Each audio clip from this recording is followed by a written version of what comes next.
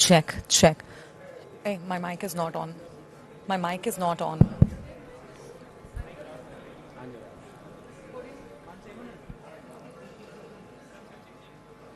Check. Sound check. Request you all to kindly settle down. Good evening to everybody. Honorable Chief Minister is right here outside. He might step in any minute now. Requesting all of you to kindly settle down and maintain silence.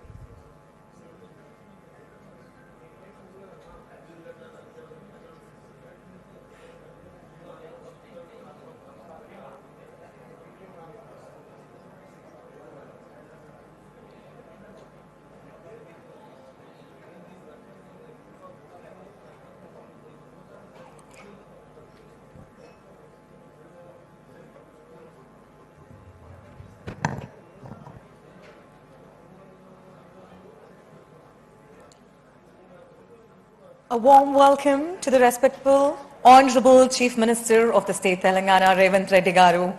Hearty welcome to you, sir. Can I request you all to welcome him with a round of applause, please?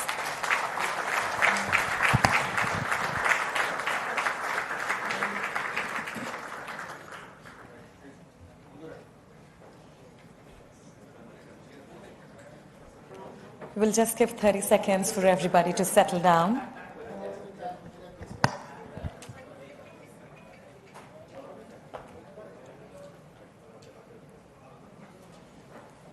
We request everybody to kindly take your seats as we are about to begin the event.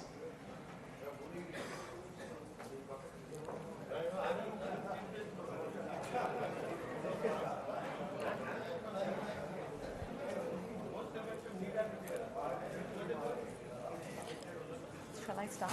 So shall I start? Yeah. Andarki Namaskaram. Good evening. To the Honorable Chief Minister of the State Telangana, Revanth Reddy gariki, Honorable Chairman, Legislative Council, Gutta Sukendra Reddy garu, and to Honorable Deputy Chief Minister, Batti Vikramarka garu, Honorable Ministers, Honorable MPs, MLCs, MLAs, Chairpersons of different corporations, diplomats of various countries, eminent persons from the industry, healthcare, construction, hospitality, judiciary, subject experts, media, senior officers, state administrators, environmentalists, honorable dignitaries, I welcome you all to the presentation of the River MUSI Rejuvenation. Ippudu Telangana Rashtra Geetam kosam మీ అందరినీ నిలబడవలసిందిగా కోరుకుంటున్నాము. I request you all to stand in the honor of Telangana state song. Thank you.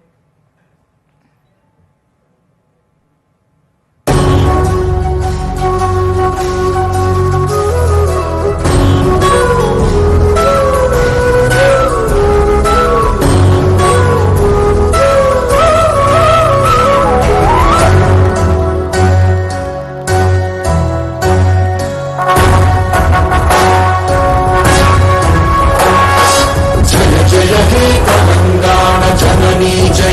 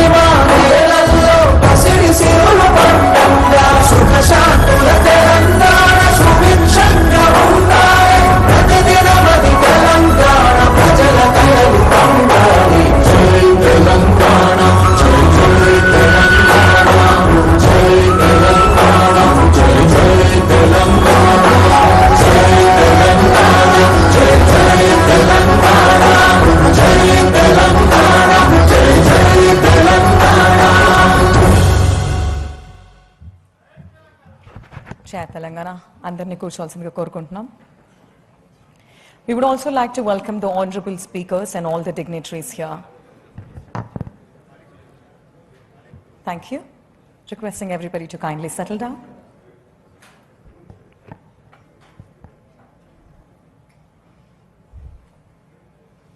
We also have Honorable IT Minister here. Warm welcome to you, sir.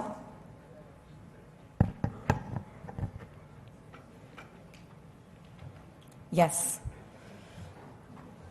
Hyderabad చరిత్రను మూసీ నది లేకుండా ఊహించుకోలేం.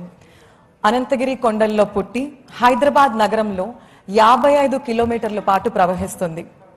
నగరీకరణ వలన, కాలుష్యం వలన మూసీ నది యొక్క రూపం కంప్లీట్గా మారిపోయింది. అందుకే గౌరవనీయులు రాష్ట్ర ముఖ్యమంత్రి రేవంత్ రెడ్డి గారు తమ దూరదృష్టితో ఎలా అయినా మూసీ నదిని రెజ్యువినేట్ చేయాలని గొప్ప సంకల్పంతో ఉన్నారు. అందుకొరకు ఒక్కసారి గట్టిగా చప్పట్లు please. Thank you. I now would like to welcome the Special Chief Secretary Jayesh Ranjan Sir, Municipal Administration and Urban Development, onto the stage to set the context with a warm round of applause. Hearty welcome, sir.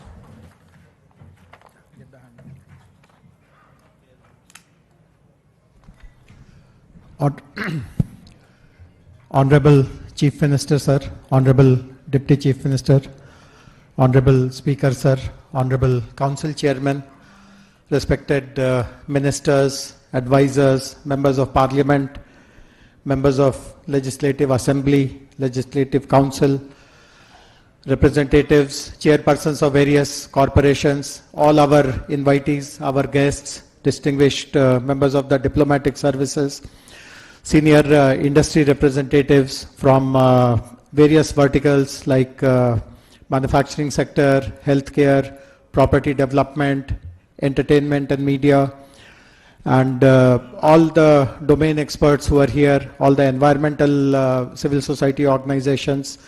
To every invitee, we are very, very grateful. This is a one of its kind platform. You would not have seen something like this before. For the sake of transparency, for the sake of accountability, for the sake of consultation, such a wide platform has been created, and we are very grateful that all of you have responded. I mean, I see a full house. Some people are standing. Very shortly we'll find chairs for all of you. Just bear with us. As all of you would know, within weeks of taking office in the year 2023, Honorable Chief Minister announced a slew of flagship projects. Of course, the 6 guarantees are well known, but there were other important developmental initiatives which were announced by Honorable Chief Minister. And to revive and rejuvenate MUSI River was one of the important ones. I have had the pleasure of accompanying Honorable Chief Minister to few of his international visits.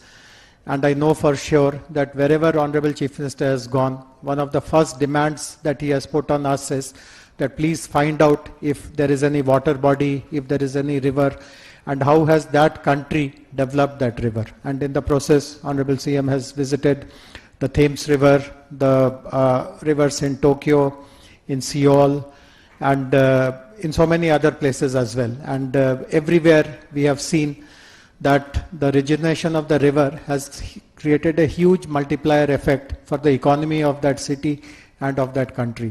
And we all know historically why when the Asaf Jahis set up their dynasty, they chose the riverfront to establish all the important institutions. But obviously over a period of time, due to neglect, due to inadequate attention on planning, on resource support, the river today has become an embarrassment for us. In fact, I come from the north of the country. We have mighty rivers, we have bridges, and when you cross a bridge over a river, you get a sense that I'm crossing something.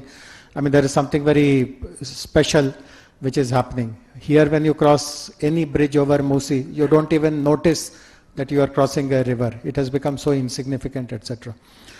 I can share something else which is very personal. In fact, the MUSI River Rejuvenation Plan was tried out way back in 2005 also. I was the Vice Chairman of the Hyderabad Urban Development Authority. which is called Huda. We then, Chief Minister Dr. Y.S. Rajshekar Reddy had asked us, and at that time GHMC was called MCH, to look at the river rejuvenation project. We had engaged a very eminent architect called Hafiz Contractor to guide us. But we were not able, he gave us good ideas, but we were not able to make any progress because one very fundamental question could not be answered. And that fundamental question was, how do you bring water into this river? This river can be, so much of landscaping can be done, so much of other things can be done. And just because this fundamental question could not be answered, we could not make any progress over the last 2 decades. And I'm sure you would have read about it. One of the smartest river interlinking projects is happening here. We are now supplementing Godavari river water into this river to make it perennial, and obviously various other things will happen. The last point which I want to make is about the format of today's interaction. As soon as I finish, I would request my colleague, the Managing Director of the MUSI River Development Corporation Limited, Mr. E.V. Narasimha Reddy, to explain using a presentation. We have engaged a very reputed consortium of agencies to prepare the master plan for this river rejuvenation. These are all international companies. It is led by a Singapore-based company called Mainhart, along with Rios of United States, Cushman and Wakefield, which is also a global consultancy, one of the big 5. So they have just about a month ago given us the detailed project report for phase 1 of the project.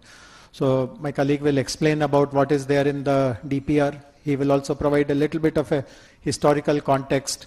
Some of you might have seen some of the displays in the foyer when you would have entered. If you have not, please do look, take a look before you leave. It has some amazing illustrations and pictures and historical markers of how this river has created an impact, a very deep impact in the history of the 435 years history of Hyderabad. And after my colleague's presentation, we would be requesting Honorable Chief Minister for his address. And before the evening concludes, obviously we have arranged for dinner and accompanied with some entertainment in the outside lawns. So please do make full use of this time that you have chosen to spend with us. And once again, very, very warm greetings and welcome to all of you on behalf of Telangana government. Thank you very much. Thank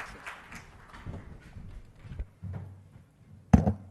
Ladies and gentlemen, I now request the Managing Director of MRDCL, E. Venkata Narasimha Reddy Garu, to present Riverfront Development Project to all of us. Hearty welcome, sir. May I request a huge round of applause to you for the Managing Director of MRDCL. Good evening to all.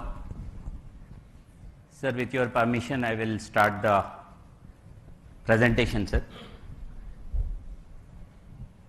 Sir, as Special Chief Secretary was explaining what exactly the day is about. So, MUSI River has been there, and the Hyderabad happened along the MUSI. But over the years, how MUSI was polluted, how we are not able to make use of the river that is available to us. The nature has given this to us, but we, in the process of urbanization, the development, how we have changed the face of the river and how we are struggling today. I would like to take this presentation in 10 points. Basically, so just I will give the context of the MUSI, the current crisis, what is the crisis now, and then I go to the global benchmarks of the riverfront projects across the world, across India, government's vision for MUSI development, what exactly the leadership is now thinking of, and what is the vision for 55 kilometers which is going to be in the second phase also. The phase 1 planning, what it is, and the DPR components.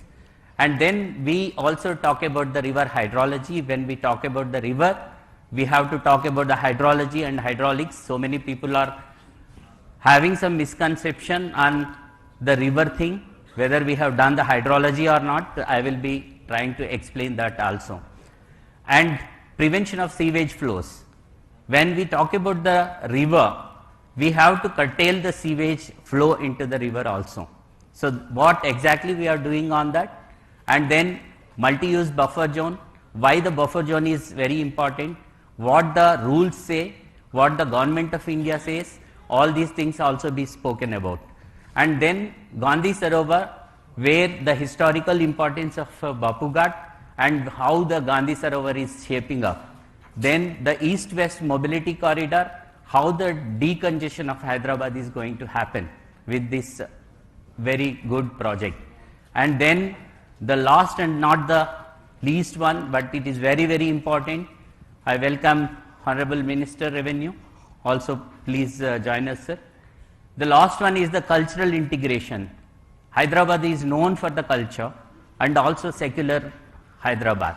So how it is going to be connected through the MUSI? This is also very, very important. Under these 10 topics, I am going to cover the entire vision of the government. So just to see the historical background, this is the picture of 1892. So this was taken by one photographer called Deen Dayal in 1880s. Hyderabad was founded in 1591 and it grew along the MUSI in the Qutub Shahi dynasty. Then the river provided water for agriculture, trade and daily use. So this was the river which was giving even the drinking water at that point in time. For 300 plus years, the MUSI was the city's ecological balance. This is the backbone of the city, actually where Hyderabad has grown. This is the picture of that time and how it was. And agriculture was happening, everything was happening. Then what is this MUSI about? So MUSI rivers starts from Anantagiri Hills, and there are two rivers actually. When we talk about MUSI, we have two rivers, one is Musa, another one Isa. These two come and merge, confluence is at Bapu Ghat. That is called Bapu Ghat now. In between, after 1908 floods, two reservoirs were constructed. Before 1908, there were no reservoirs. 1908 floods have made us to have the two reservoirs. This is basically for the drinking water, not only for the drinking water, but flood control. That was the measure that was taken. Usman Sagar started in 1911 and constructed in 1920. This starts from Anantagiri Hills and it flows up to 55 kilometers and reaches Usman Sagar. And another river called Isa, this starts in Pargi area and this starts and comes 49 kilometers and comes to Himayat Sagar. This was constructed and completed by 1927. So 1920 and 1927, these two reservoirs were constructed and that was supplying the drinking water for Hyderabad as well. Then from there, the MUSI now, if we take the ORR, Outer Ring Road, 159 kilometers of Outer Ring Road, where at Rajendra Nagar and Gandipet ORR, that is Narsinghi Junction, to Gaureli, this is the other place where exactly this is the Gaureli place. From here to here, this is 43 kilometers. And from here, Usman Sagar and Himayat Sagar, if we take these two rivulets and the length if we add, this is 21 kilometers and this is 34 kilometers, makes total 55 kilometers. MUSI is coming from Anantagiri Hills, 55 kilometers up to Usman Sagar. Again 55 kilometers of river, Isa and Musa, together MUSI, coming up to this place. So this is the entire Hyderabad place. And after that it flows towards Nalgonda and it links with the Krishna river. This is the tributary of the Krishna. So it merges with Krishna river at Vadapalli in Nalgonda district. So what is the crisis? How the MUSI is today? If you see at the MUSI, I have tried to show some pictures here. Musa Nagar location near Old City, encroachments in the buffer zone. See how after floods, how they are suffering. And location at Musarambagh Bridge, lot of garbage, untreated sewage, everything is coming here. And at Chadarghat Causeway Bridge, solid waste dumping is also happening. Then, if we see Amberpet, I have taken some examples and just I am trying to show this. At Malakpet and at Musarambagh, there is 27 major nalas. I am not talking about the smaller nalas, but 27 major nalas join the MUSI river without treatment. The treatment started some years back, but still lot needs to be done. Here I would also like to just show the video. Video please. The reality of the MUSI. This is not just a river. This is the reality of the MUSI today. Across Hyderabad, drainage channels discharge directly into the MUSI, carrying untreated sewage every day. Plastic waste and toxic dumping have turned sections of the river into polluted drains. Chemical pollutants create thick layers of foam, a visible sign of contamination. Encroachments and unmanaged waste continue to choke the river's natural flow. What was once a flowing river now struggles under the weight of pollution. The MUSI carries the waste of a growing city. Its condition today is a reminder that urgent action is needed.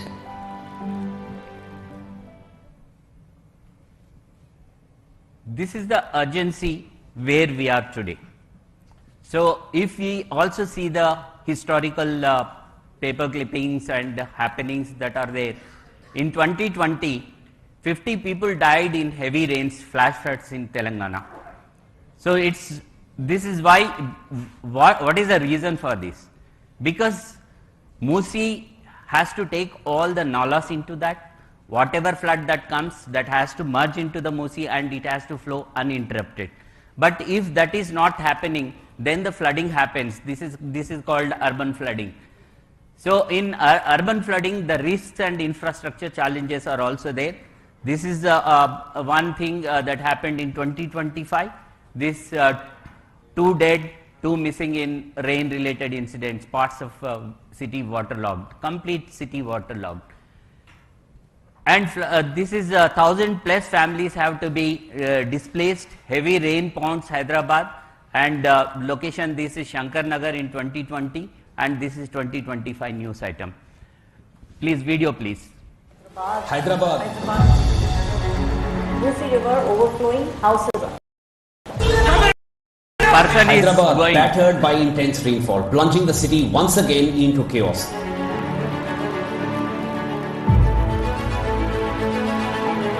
Police moved quickly to close roads around the affected zone. Hyderabad was severely impacted as heavy rain continued to hit the city and several other districts of Telangana, leading to flight diversions and traffic congestion. As the city's old city faces severe flooding, forcing hundreds to evacuate. Death toll has now gone up to 34. The forces have also joined into the rescue operations to safely evacuate.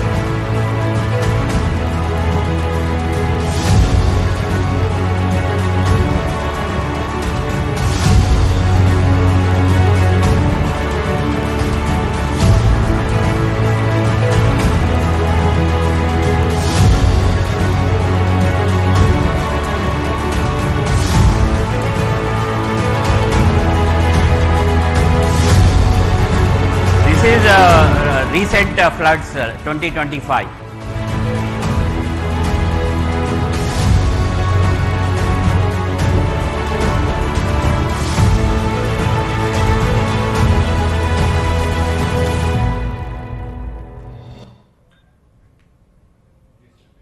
This is how havoc the heavy rains are doing in Hyderabad.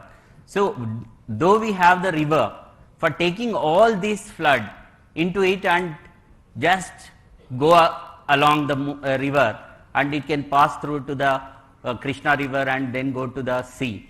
But because of various obstructions and other things, it is not happening. So, that is the crisis. Added to this, the climate change that is also there. As we have seen, within 24 hours, we are seeing 25 centimeters of rain, 40 centimeters of rain. See, actually all the systems were prepared only for 2 to 10 centimeters max. Even if 10 centimeter happens, the entire city gets into waterlogging, not only here, across the world, across other cities as well. But what needs to be done? When we are talking about MUSI, actually the MUSI project is not looking only about the MUSI cleaning. We are trying to do an integrated approach, the comprehensive approach for the entire city. In the coming slides, I will also be explaining what exactly the government is trying to do. So global climate projections, if you see, South Asian cities face a 40% increase in extreme rainfall events by 2050. If we are not prepared for that, we are losing out, and the generations coming will definitely curse us. So this is the time we have to cloud bust everything. If you see 2020 Hyderabad floods, 50 lives and 5,000 crores of economical loss. This is reported by the newspapers, and 200 to 300 mm, 20 to 30 centimeters of rainfall within 24 hours. So this is where we are today. Therefore, every monsoon that passes without action, if we fail to take an action today, is a disaster we chose not to prevent. We have to prevent it. What needs to be done? That is what exactly the project is about. So, in light of these crises, the MUSI's revival is not a choice. It is a necessity. It is a compulsion. This is exactly where we are today.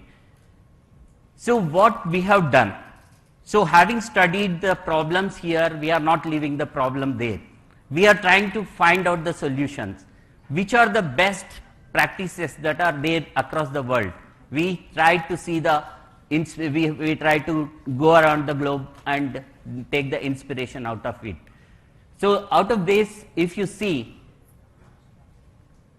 Cheon Seoul River, where this was before doing the riverfront. This is in Seoul, and this is after cleaning that and doing the riverfront. So the second example is Thames. See the old Thames and the new Thames now, how the economy is growing around. Next, this is Sumida River in Tokyo, how it was, how it is today. And this is Singapore riverfront, how it is. Many of us probably have visited several of these places, but we never understood that how the river was, because now we are seeing this. We didn't know what happened in the historical thing. So all these things are studied now. And Sabarmati riverfront, even in India, Sabarmati, if you see the riverfront now in Gujarat, and this is Seine River, Paris. Several of us visited Seine and how it is today. Please play the video.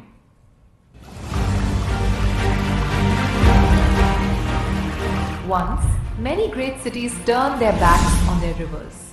Pollution, encroachment, forgotten waterways at the heart of growing cities. But vision changed their course. Seoul removed a highway to restore the Cheonggyecheon stream, bringing water, nature and people back to the city. Tokyo revitalized its riverbanks, creating vibrant public spaces along the Sumida River. London turned the Thames into a thriving cultural and economic corridor. Singapore transformed a polluted waterway into one of the world's most celebrated riverfronts. Paris transformed the banks of the Seine River into vibrant pedestrian spaces. Ahmedabad turned the Sabarmati River into a thriving public riverfront. Across the world, cities chose to restore their rivers and reshape their future. Now, it is Hyderabad's moment. The revival of the MUSI begins.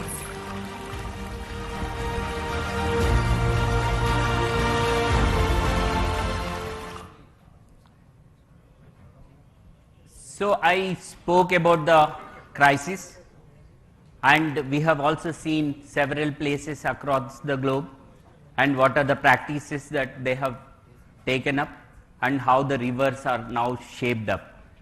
And after seeing this, the leadership today is very committed to that. That's the reason a team led by Honorable Chief Minister himself has taken to the various places along with media. Let me also be very clear so that everybody can understand. And the cabinet colleagues of Sir, and also the senior bureaucrats to study this. The vision leadership commitment, see Dubai, Singapore, London, Tokyo, all these places were visited by Honorable Chief Minister. And the teams were sent again to study what they have done, what we need to do for MUSI. Please play the video.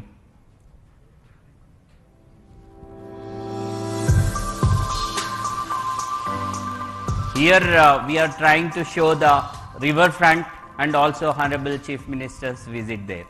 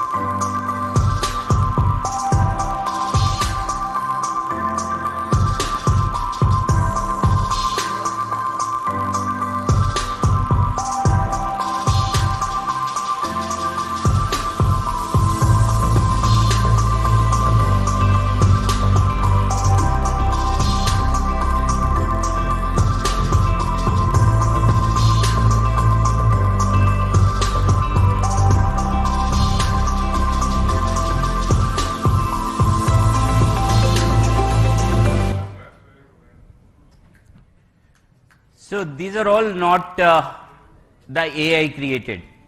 These are actuals. And Honorable Chief Minister visited that. So when we are trying to show the vision, people are thinking that AI, but that is based on the actual study that is done and the pictures are presented here. I request all of you, while going back again, once again see, this is possible. This is possible, but the commitment from the government that also been shown. So this is the right time. We have to arise and we have to see that this happens. Then what we have done on this front. For the last 1.5 to 2 years, the field study is done, the understanding is done, the data collection is done. First, data collection is very, very important. After data collection, that is collated, and then the study happened, and we are coming out with a plan. The plan will be implemented. I am trying to just showcase the plan. What we are exactly thinking of. In this particular thing, Hyderabad is going towards blue and green Hyderabad. As you are aware, already we have a beautiful ecosystem here. We have 1,000+ lakes within Hyderabad's jurisdiction in the Cure area. Now we are calling core urban region economy area. Within that, about 2,000 are there, but we are going to take up at least 1,000 lakes. Already the activity started, rejuvenating or lake improvement happening, and that will go on. That is one. This is a lake system having the chain system. One lake is full, then the overflow of that lake comes to the other one, second, third one, and then it comes into the MUSI. So we are also targeting that, that is also happening. Then the clean river, what does it mean? There is no sewage flow into MUSI. How to treat this, where to send this, how to utilize the resources that are available. Second is the flood mitigation. I have shown how the floods are making havoc in city. So this is also very important to save the lives and properties of the people and also to thrive the economy in Hyderabad. So flood mitigation measures, accessible riverfront. When the river is there, people have to enjoy the riverfront. They have to have that ecological balance and they have to enjoy the riverfront so that the public spaces have to be improved. Connected city. See, river is there, how to connect it. So the mobility is also another factor that is also considered in this project. And sustainable development. Every development that is taken up has to be a sustainable development. These days we are talking global SDGs. With this river, at least we are attempting to have 6 sustainable development goals achieved into this. This is what exactly. And we have very rich heritage. Probably some of you might have seen what we tried to show from Vishnu Kundins now to the present day, how the history has shaped up and how the history has given invaluable heritage to Hyderabad. We have to restore it and protect it. And the most important thing is with all these things, now you have seen all the videos of Tokyo, Singapore and London, every city, the economy is thriving next to the river. Night economy is there. So why not we have, so that the people can also work in the nights, blue collar jobs will come and they will earn very good amount to live, livelihoods improvement. Then we have also done some analysis and compared with other rivers. So in the Seoul, the Chong Yecheon river is developed only 5.8 kilometers. What we have seen is only 5.8 kilometers. And Sabarmati riverfront in phase 1 they have done 11.5 kilometers. In phase 2 now they are doing 13 kilometers. Subida river Tokyo 23.5 kilometers. Seine river in Paris 29 kilometers. Thames London 39 kilometers. MUSI phase 1 itself we are taking up 21 kilometers. So comparables, we are trying to compare with the world global best practices. And MUSI full vision will be 55 kilometers. The balance will be taken up in phase 2. So how it is going to help the economy? When we talk about the economy, Honorable Chief Minister always speaks of the night economy and economy around the river. What exactly that means? Most of the people may not have understood this. We will try to just explain here for these rivers.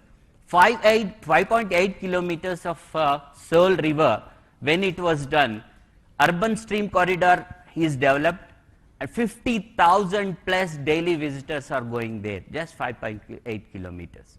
And 9 plus billion USD investments have come next to the river. And 190 million tourists over 10 years. So this will become an economic hub. This is how Seoul has taken the advantage of the river. And then come to the Thames river, 39 kilometers, 27,000 plus daily visitors, 2.98 billion USD economy, 1 lakh plus employment opportunities. This is what exactly we are speaking about. And Sumida river Tokyo, 23.5 kilometers, 1.5 lakh plus daily visitor every day, 1.5 lakh people visit that, and 67.14 billion USD investments have come along the river. And over 30 million plus tourists visits annually. And Singapore riverfront 3.2 kilometers only. And here, if you see 40,000 plus daily visitors, probably among the August House, probably 40 to 50% people might have visited this place. 23.9 billion USD in revenue per annum and 16.9 million tourists annually. When these many tourists come, the employment also comes. So for the local youth, local people, lot of employment can be created. Seine River, 40 million annual visitors, 29 kilometers and 7.4 million job opportunities. 30% of the economy is driven by tourism. This is very, very important. See, Paris, everyone knows tourists go there. The Eiffel Tower is on the river Seine. So here, if we have something of that kind, the global tourists can also come in, not only the domestic tourists.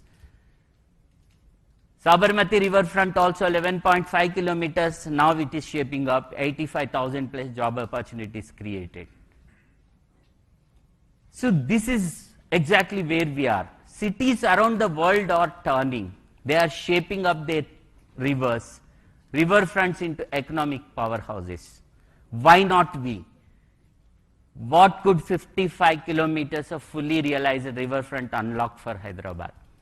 Just I am trying to put this in your minds and in everybody's mind. If those countries can do with the smaller extent of riverfront, so much of economic activity, job creation, tourist attraction, thereby economic growth of the country, why not for the Hyderabad now? Why we should not take that advantage? That's what exactly Honorable Chief Minister thinks and the state government thinks. So then we have studied, prepared the master plan. In the master plan, this is in 2 phases. Phase 1 is for 21 kilometers and 55 kilometers master plan also. I am trying to just show how we are proceeding further. I'm now switching on to the technicalities into that.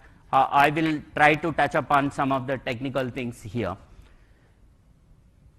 Sir, I think I can have the time, sir. So 55 kilometers is divided into 5 zones. So based on the population, based on the river stretch, these zones are identified. If you see the zone 1 from Gandipet, that is Usman Sagar, and this is Rajendra Nagar, where Himayat Sagar is there. There are 2 rivers, one is MUSI River, another one is Isa River. Both put together are becoming 21 kilometers.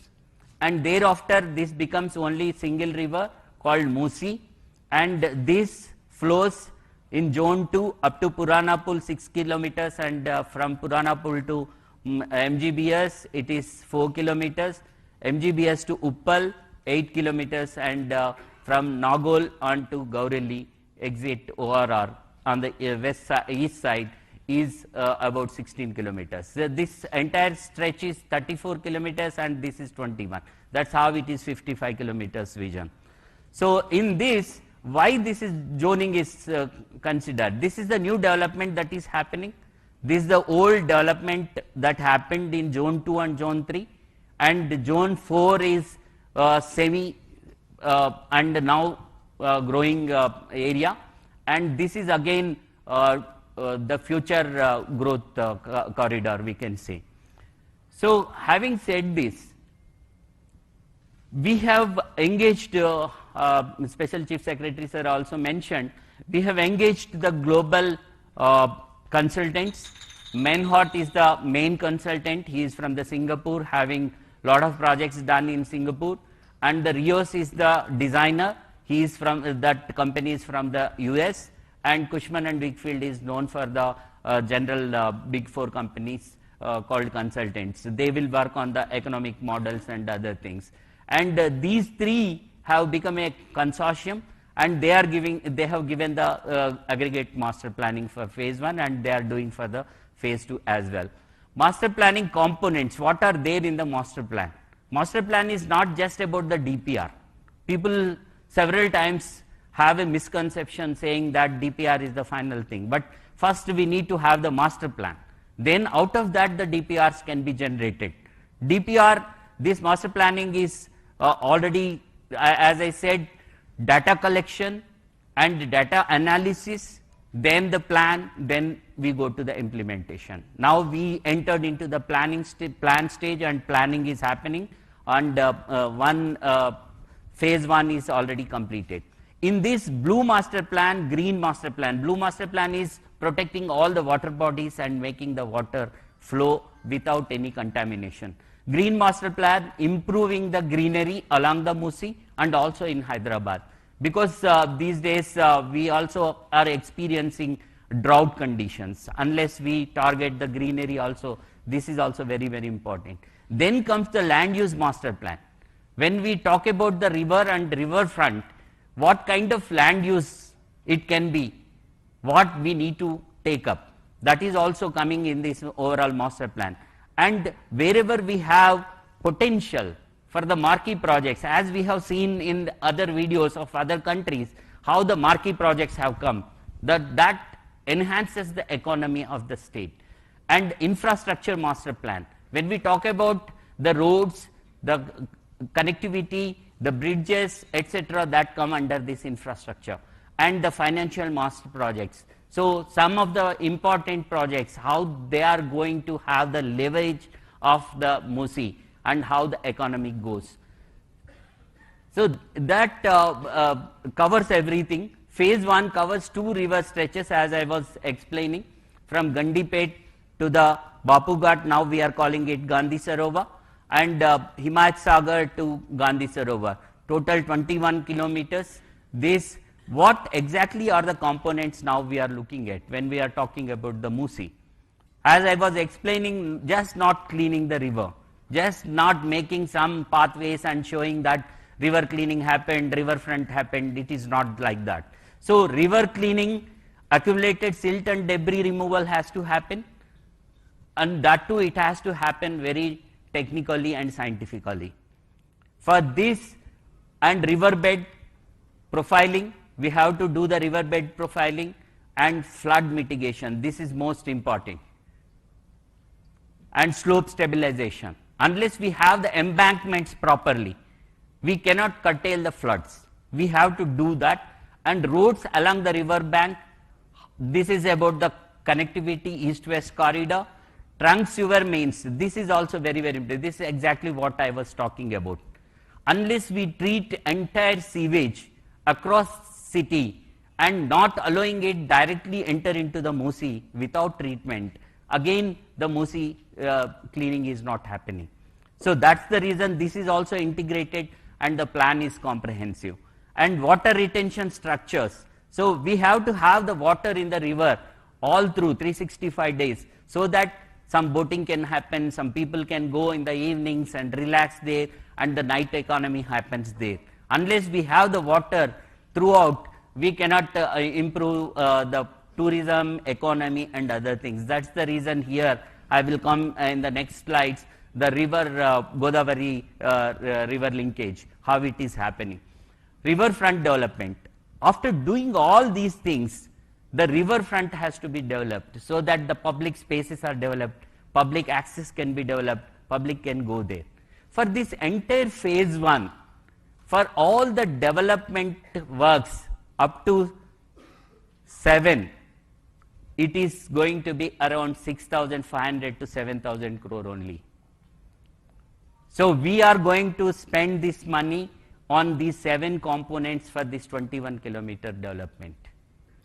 And this doesn't include the land acquisition if required, or we have come out with a new policy, TDR policy, even for the people who are having the land ownership in the riverbed and also in the buffer, they will be appropriately compensated under TDR. And this is why in the next slides you will understand what buffer is, why it is required, etc. So understanding the river is very, very important. Unless you understand the river, what is the flow of the river, you cannot plan it. It is haphazard planning and it cannot sustain. When we talk about the sustainability, we have to understand the science, safety and hydrology of the river. In this, we have studied extensively the overall catchment area of these 2 reservoirs. The Usman Sagar reservoir catchment area is 740 square kilometers. As we were telling, it starts from Anantagiri and comes up to Usman Sagar, Gandipet. And Himayat Sagar reservoir, the catchment area is 1362 square kilometers. This starts at Pagi and comes up to Himayat Sagar. The blue one is the Gandipet one, and this green one is the Himayat Sagar. You can see Himayat Sagar here and Gandipet here. This is the catchment area. So whatever rain that falls there, that comes into these reservoirs, that study is also there. Catchment area map of downstream nalas. After the reservoirs, this is entire cure area now. In this, how the nalas and the catchment, that drainage system, the drainage pattern we call, how it is entering into the river. This is also studied. Then this is very, very important for all of us. Given situation of the river, if we leave the river like this, why the floods are happening? If the river is left like what it is today, so with the study that is there, done through two simulations, one is HEC HMS and another one is HEC RAS. What is this HEC HMS? This is Hydrologic Engineering Center run by US Army Corps Engineering. They have developed hydrological modeling system. Hydrological modeling system.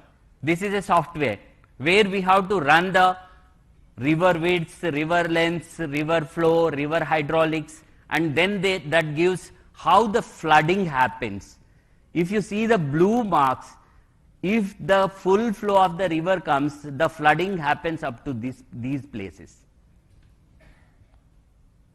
And this HEC-ROS is the river analysis system. So this analysis is done in both the softwares, so that we are thorough on this. And not only this, if after studying this, what should be the cross section of the river, we have identified. And if the river should not come outside the embankments, if this flooding should not happen, which is causing lot of human loss or even the property loss and the economic loss. So in order to contain this, we have to have proper sectioning of this. I will be coming to the section in the next slide. This is the slide. So in order to curtail, I will just go back again. If the section is properly done, giving the river back of its property, river ki property undi, dan property daniki manam ichcheste adi bayataku raadu. So danni manam cheyalsina avasaram undi. So over the years maname ekkadekkodo katteskoni undundochu. అలా కాకుండా రివర్ని సరిగ్గా దాన్ని ఎంత water పోవాలి flow అది మనం అలో చేస్తే అది బయటకు రాకుండా ఉంటుంది. This modelling shows that, and after this we have arrived at this section. And this entire flow, actually if you see here, this is for the Himayat Sagar stretch from Himayat Sagar to the Bapughat, that is the Gandhi Sarovar now. Up to that, after study, this is 1.53 lakh cusecs of water. In the 2025, actually the maximum flow we have taken from Himayat Sagar was only 36,000 cusecs. But this Himayat Sagar was designed for 1.53 lakh cusecs. Unless we see the downstream of the river properly and do the section, again the floods will happen.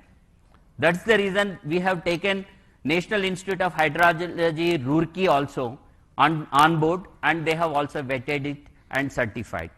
Based on that, from the river, middle of the river, on both sides, if we maintain 100 meters including the buffer, the river will flow like this.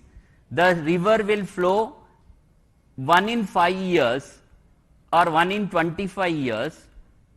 This is return period, what as per the technical term it is called. This takes about 60,000 cusecs. So whatever flood that happened in 25, 20, etc. can be arrested here only. But the upper promenade, if we see, that is called high flood level. This is the 520 meter. high flood level, this is about 124 meters. If we take this 124 meters also for the river, this is called river basin. So if we factor this and do the embankment like this, in return period of 100 years, the water will not come outside. That is the study. That means in 1 in 100 years, 1% of chance, but 1% of chance also we cannot take with the river. That is the reason the section is decided with this, and rest is the buffer. On this buffer, the promenades are coming. This is called lower promenade, this is upper promenade. On one side, within the buffer zone, we will be having a 6-lane, 30-meter main road, and on the other side only the service road with 9 meters. Rest of it will be most of it is the open spaces for the public. And we have also done for the second stretch. Of course, we have done for the entire MUSI, but I am just trying to show only these two stretches in the phase 1. This is a hydrology study for Usman Sagar up to Gandhi Sarovar. Here also you can see how the flood plain is, and after section how it will be. The section of this area is, the bottom width is 60 meters and the full flood level is 104 meters, this one, and rest of it is same. From middle we will be taking 100 meters both sides. So complete within 200 meters, 1 in 100-year flood 26,300, but it can take easily 60,000 cusecs. Even if the cloud bursts are happening, climate change causes are there, then also this will take the entire flow only in the river. It will not spill over into the floodplain, not causing any damage to the. So this is how the section will be. So we will be having a toe wall constructed, and slopes will be created so that the speed of the river cannot be obstructed. The river will flow. This is the lower promenade and this is the upper promenade. On the upper promenade, see, if you see here, this is the lower promenade. On the upper promenade, this slant, we will go for the greenery or different combinations. We can also with Gabion structures or any wherever, if the speed is required, if the slant slopes are not withstanding, we have to go with the CC, but we have worked out for every 30 meters. See, why we are talking about buffer? It is not the state's thing, but it is the Central Water Commission, Ministry of Jal Shakti, which says how the river has to be protected, what needs to be done. If you see this graph, exactly what it says. This is 1 in 5-year return period flood. It is a protected area. When we say protected area, there is no construction allowed. This is the river bed. So river bed, no construction is allowed. Then 1 in 25-year return. That's what exactly I was trying to show. 1 in 25-year return period, that is called regulatory area. This regulatory area, in fact, is the buffer zone, including a part of 100-year return also. So this is how the section of the river has to be decided. That's how Telangana government has decided in 2012. GO 168 clearly says 50-meter buffer for the river in the municipal corporation areas, and it was reiterated in 2016 by GO 7. It is 50 meters buffer on both sides of the river. This is very clear in GO 7. So this is exactly the study. This is not from out of blue, or it is the state's thing. It is as per the CWC norms. And also the National River Conservation Plan, this also very clearly says what can be taken up in the river zones, riverfront zone. So riverfront zone, what exactly now we are planning? Approach roads and open spaces, public spaces, cycling, trekking. So all these, see, the idea is that some people will come, evacuation can easily happen if there are any flash floods. That is the reason in the protected area, no permanent construction is allowed. So that is a working place. Somebody can come and go. If we want to stop it, we can stop. Residential is not allowed. That is very important. People can also refer the guidelines. Source is Technical Guidelines on Floodplain Zoning, Central Water Commission, again issued in July 2025, based on various Supreme Court orders, national NGT orders, and all these things. I request all of you, please do study that. So then we are coming to how the river will be cleaned. So one is completely cleaning it. It is not possible, because there will be some toxins and other things. When we have to disturb them, we have to disturb them in a proper condition. But it can happen over a period of time if we substitute that water with fresh water, the surface water. For this, already a project is already taken up by the government. If you can see, this is the Godavari linkage that is coming all along the ORR and coming to Usman Sagar and then Himayat Sagar.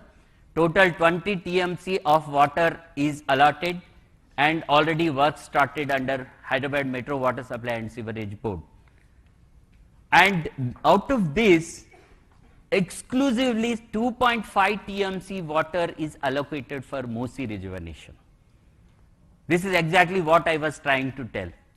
So in the river, all through 365 days, there will be water, that is the fresh water that comes from the river Godavari. So this is the river linking project, Special CS was also mentioning.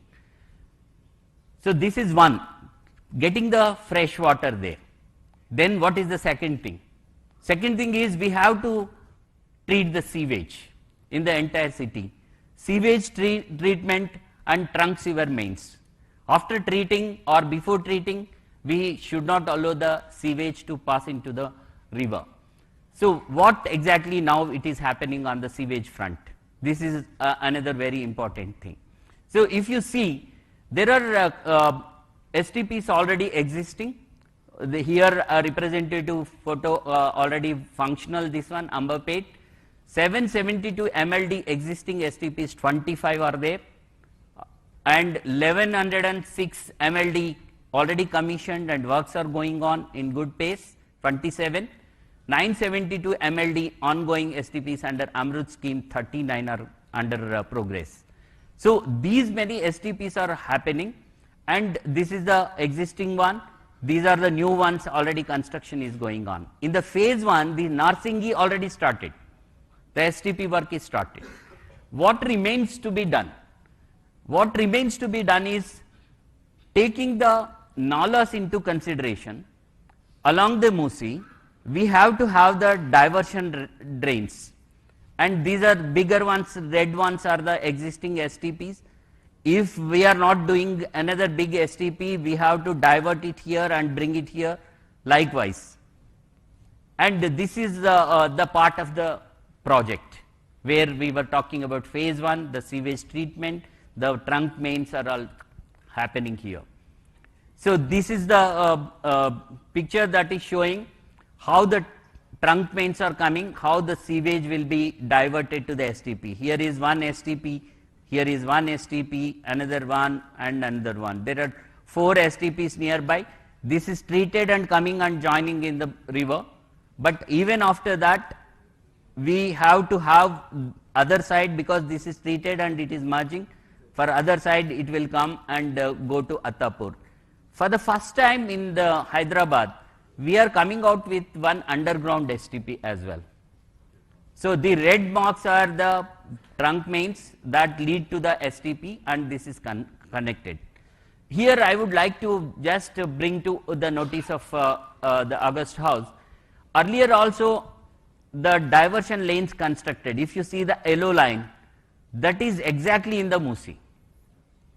So if we construct something in the river itself, it will obstruct the flow of the river. So what we are doing as part of the project, we are shifting this also onto the river edge, that is into the buffer. So that the river, as I was telling, we have to give the river what it is supposed to be having. So ఆ రివర్ని అట్లానే flow అవ్వడానికి మనం ఇవ్వాల్సిన అవసరం ఉంది, దానికి ఏ abstraction ఉండకూడదు. So అది కూడా ఈ ప్రాజెక్ట్లో పెట్టడం జరిగింది. Then another very big decision taken by Honorable Chief Minister and the Cabinet Government is that, okay, now we are planning to have the STPs fully functional and diverting all the sewage into the STPs and treating it. Why not we treat tertiarily? The tertiary treatment has to happen. Then use that water. We are bringing Godavari water, Krishna water, all about 200 plus 300 plus kilometers with spending so much of money. That is for drinking water purpose. Whereas the sewage is just left like that. If you see the Singapore model, there they call P water. That is a treated sewage water that is utilized for various purposes. Why not we use? That is exactly the project is talking about. This is also factored now. After treating this sewage water, tertiary treatment will be done. This water will be supplied to the industry and particularly the data centers that are coming up. Already Metro Water Supply and Sewerage Board is working with TGIC, where the industrial areas are coming up. For example, Future City and also the Chandan Valley industrial area. A pipeline will be laid. Before that, at every treatment plant, we will be having a storage reservoir. Therefrom, it will be pumped to the respective industrial areas. Not only that, we will also be requesting all the developers here, sitting here, in the construction, invariably we have to use this treated water. And also all the greenery that is coming up in Hyderabad, around ORR, we are also having contemplated already ring bund along the ORR, along the drinking water line. Next to that, new water pipeline will come. This will have storage tanks wherever necessary. There from the tanker supply can happen. Even the big industries, we will have the pipeline itself, and entire greenery will be supported by this water system only. This helps in two ways. One is reducing wastage of drinking water all the way we are bringing from Godavari and Krishna. That can be utilized effectively for the drinking water purposes. For all other purposes, we will get the water at a lesser price. HMW SSB, as on today, is giving at something like, including sewage, 60 to 180 rupees per kiloliter for the industry, because they are getting all the way from that. That is the raw water that is given. That is actually potable water. But if we use this, it will come down to 70 or 80 rupees. It is going to help the industry as well, and also burden on the drinking water requirement. In the future, city is growing like anything, and in the core urban region economy area, we will be needing more drinking water. So this is another very good initiative that is flagged into the project.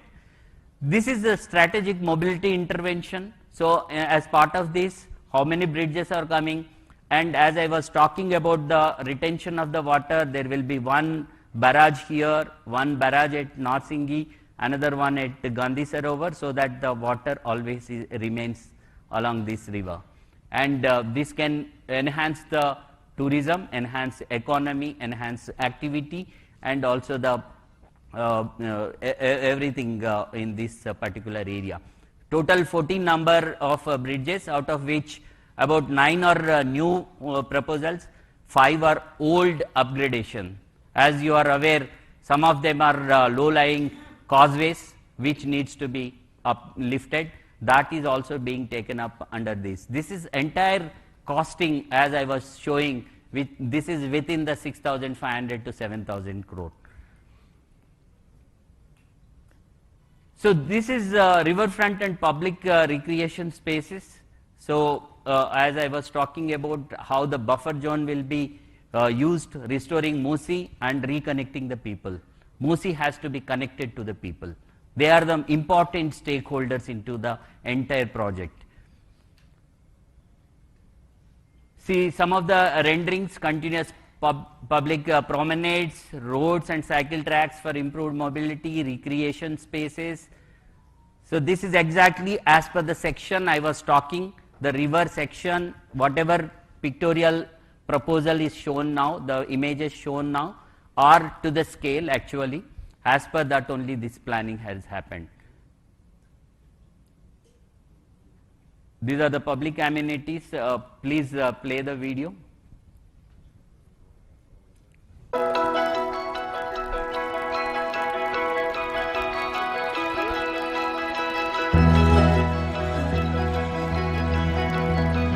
A paper this तरफ.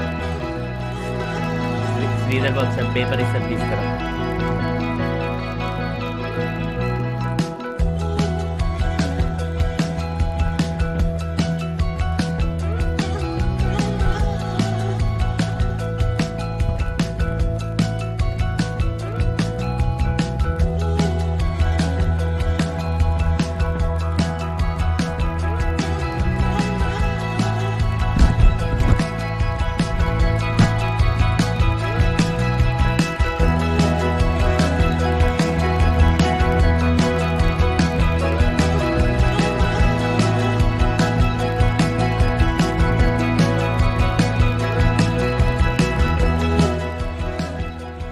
ఇక్కడ greenery కూడా చూస్తే మనము నేచర్కి దగ్గరగా ఉండేట్టుగా ఎక్కువగా plan చేస్తున్నాం. Ecological బ్యాలెన్స్ని కూడా దృష్టిలో పెట్టుకొని తయారు చేయడం జరుగుతూ ఉంది. సో అది చాలా ముఖ్యమైనటువంటి విషయం. సైకిల్ ట్రాక్స్ వస్తాయి, ఇట్లా క్రాస్ ఓవర్ బ్రిడ్జెస్ వస్తాయి, ఇందాక మనం అనుకున్న 14 బ్రిడ్జెస్ వస్తాయి. బరాజ్ ఉన్నందువల్ల ఈ నీళ్ళు ఇలా ఆగుతాయి, దాంట్లో బోటింగ్ అది అవుతుంది. సో ఇది ప్రపోజ్డ్ రివర్ ఫ్రంట్ మనం ఏదైతే సెక్షన్ అనుకున్నామో రివర్ సెక్షన్ దానికి అనుబంధంగా తయారు చేసిందే. సో రోడ్ మనం అనుకుంటున్నాం 6 lane road next to the river. This is going to be the east west corridor. మనకి నార్సింగి నుంచి గౌరెల్లి వరకు, అంటే అటు విజయవాడకు వెళ్లాల్సిన వాళ్ళు హైవేకి, ఇటు బొంబాయి వెళ్లాల్సిన హైవేకి ఈజీగా కనెక్ట్ అవుతుంది. అదేవిధంగా బీజాపూర్ హైవేకి కనెక్ట్ అవుతుంది. So this is how we have envisioned with the technical study. The study happened for 1.5 years.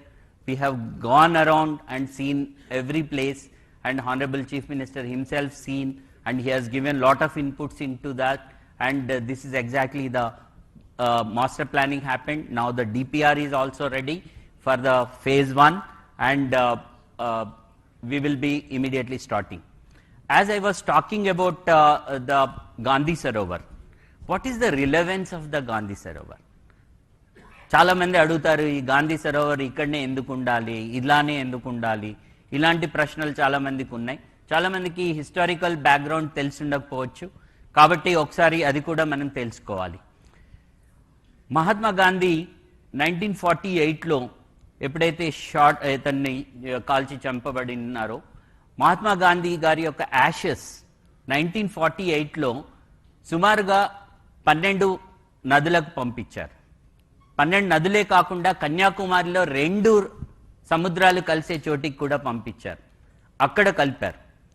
ఇక్కడ మూసా అండ్ ఈసా 2 రివర్స్ కలుస్తున్నాయి కాబట్టి ఇది కూడా ఒక సంగమం, అంటే సంగమాలని టార్గెట్ చేయటం జరిగింది.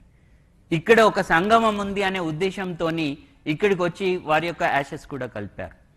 అందుకనే అప్పుడున్నటువంటి ప్రభుత్వం అప్పుడే గవర్నమెంట్ ల్యాండ్ దీనికి ఇచ్చి సుమారుగా 66 ఎకరాల భూమిని ఇచ్చి ఇక్కడ బాపు ఘాట్ అనేది పెట్టడం జరిగింది. బాపు ఘాట్ ఇక్కడ మీరు బొమ్మ చూస్తే గాంధీ గారు ఉన్నారు. మనం 30th జనవరి ప్రతి సంవత్సరం కూడా ఇక్కడికి వెళ్ళి వారికి మన నివాళులు అర్పిస్తూ ఉంటాం. ఇక్కడ ఇది మ్యూజియం కూడా ఉంది. కానీ దీన్ని ఇలానే వదిలేస్తే గాంధీయిజంని ఎలా మనం ప్రమోట్ చేస్తాం? మనకు ఆల్రెడీ హిస్టారికల్గా ఈ ప్లేస్ ఉంది. ఇక్కడ Musa river and Esa river వచ్చి ఇక్కడ కలుస్తూ ఉన్నాయి.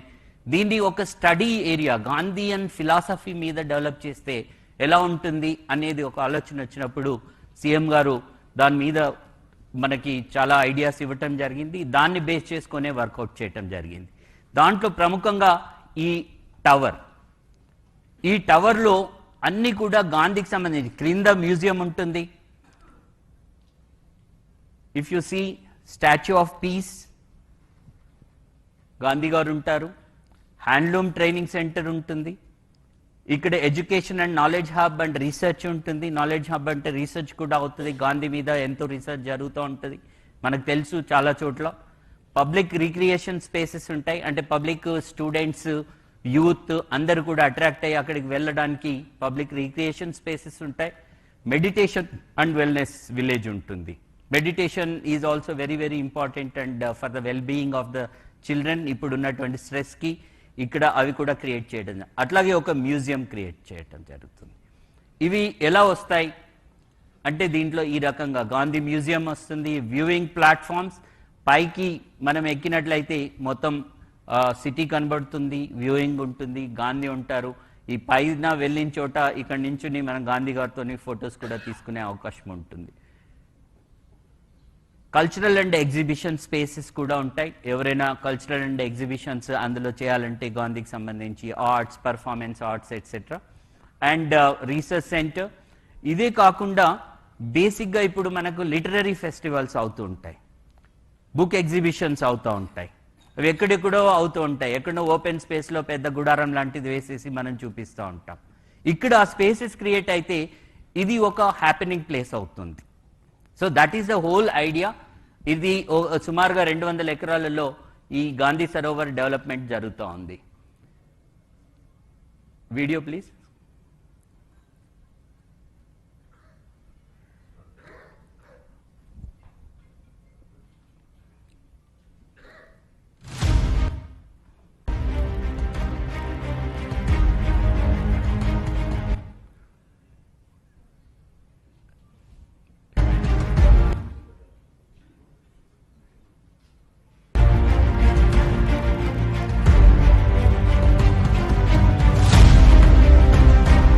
సౌండ్ తగ్గి.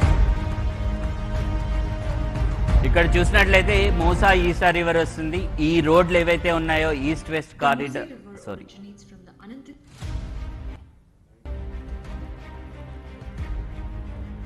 ఈ బిల్డింగ్స్ అన్ని కూడా ఎడ్యుకేషనల్ ఇన్స్టిట్యూషన్స్ వస్తాయి అండ్ దానికి రిలేటెడ్ యాక్టివిటీ కూడా జరుగుతుంది. ఇది ఇక్కడ ఇప్పుడున్న ట్రయాంగిల్, ఈ రెండు రివర్స్ కలిసే చోట ఇది కాన్ఫ్లుయెన్స్. ఇది east west corridor elevated road వస్తుంది. నార్సింగి నుంచి వచ్చి ఇది గౌరెల్లి వైపు వెళ్తుంది.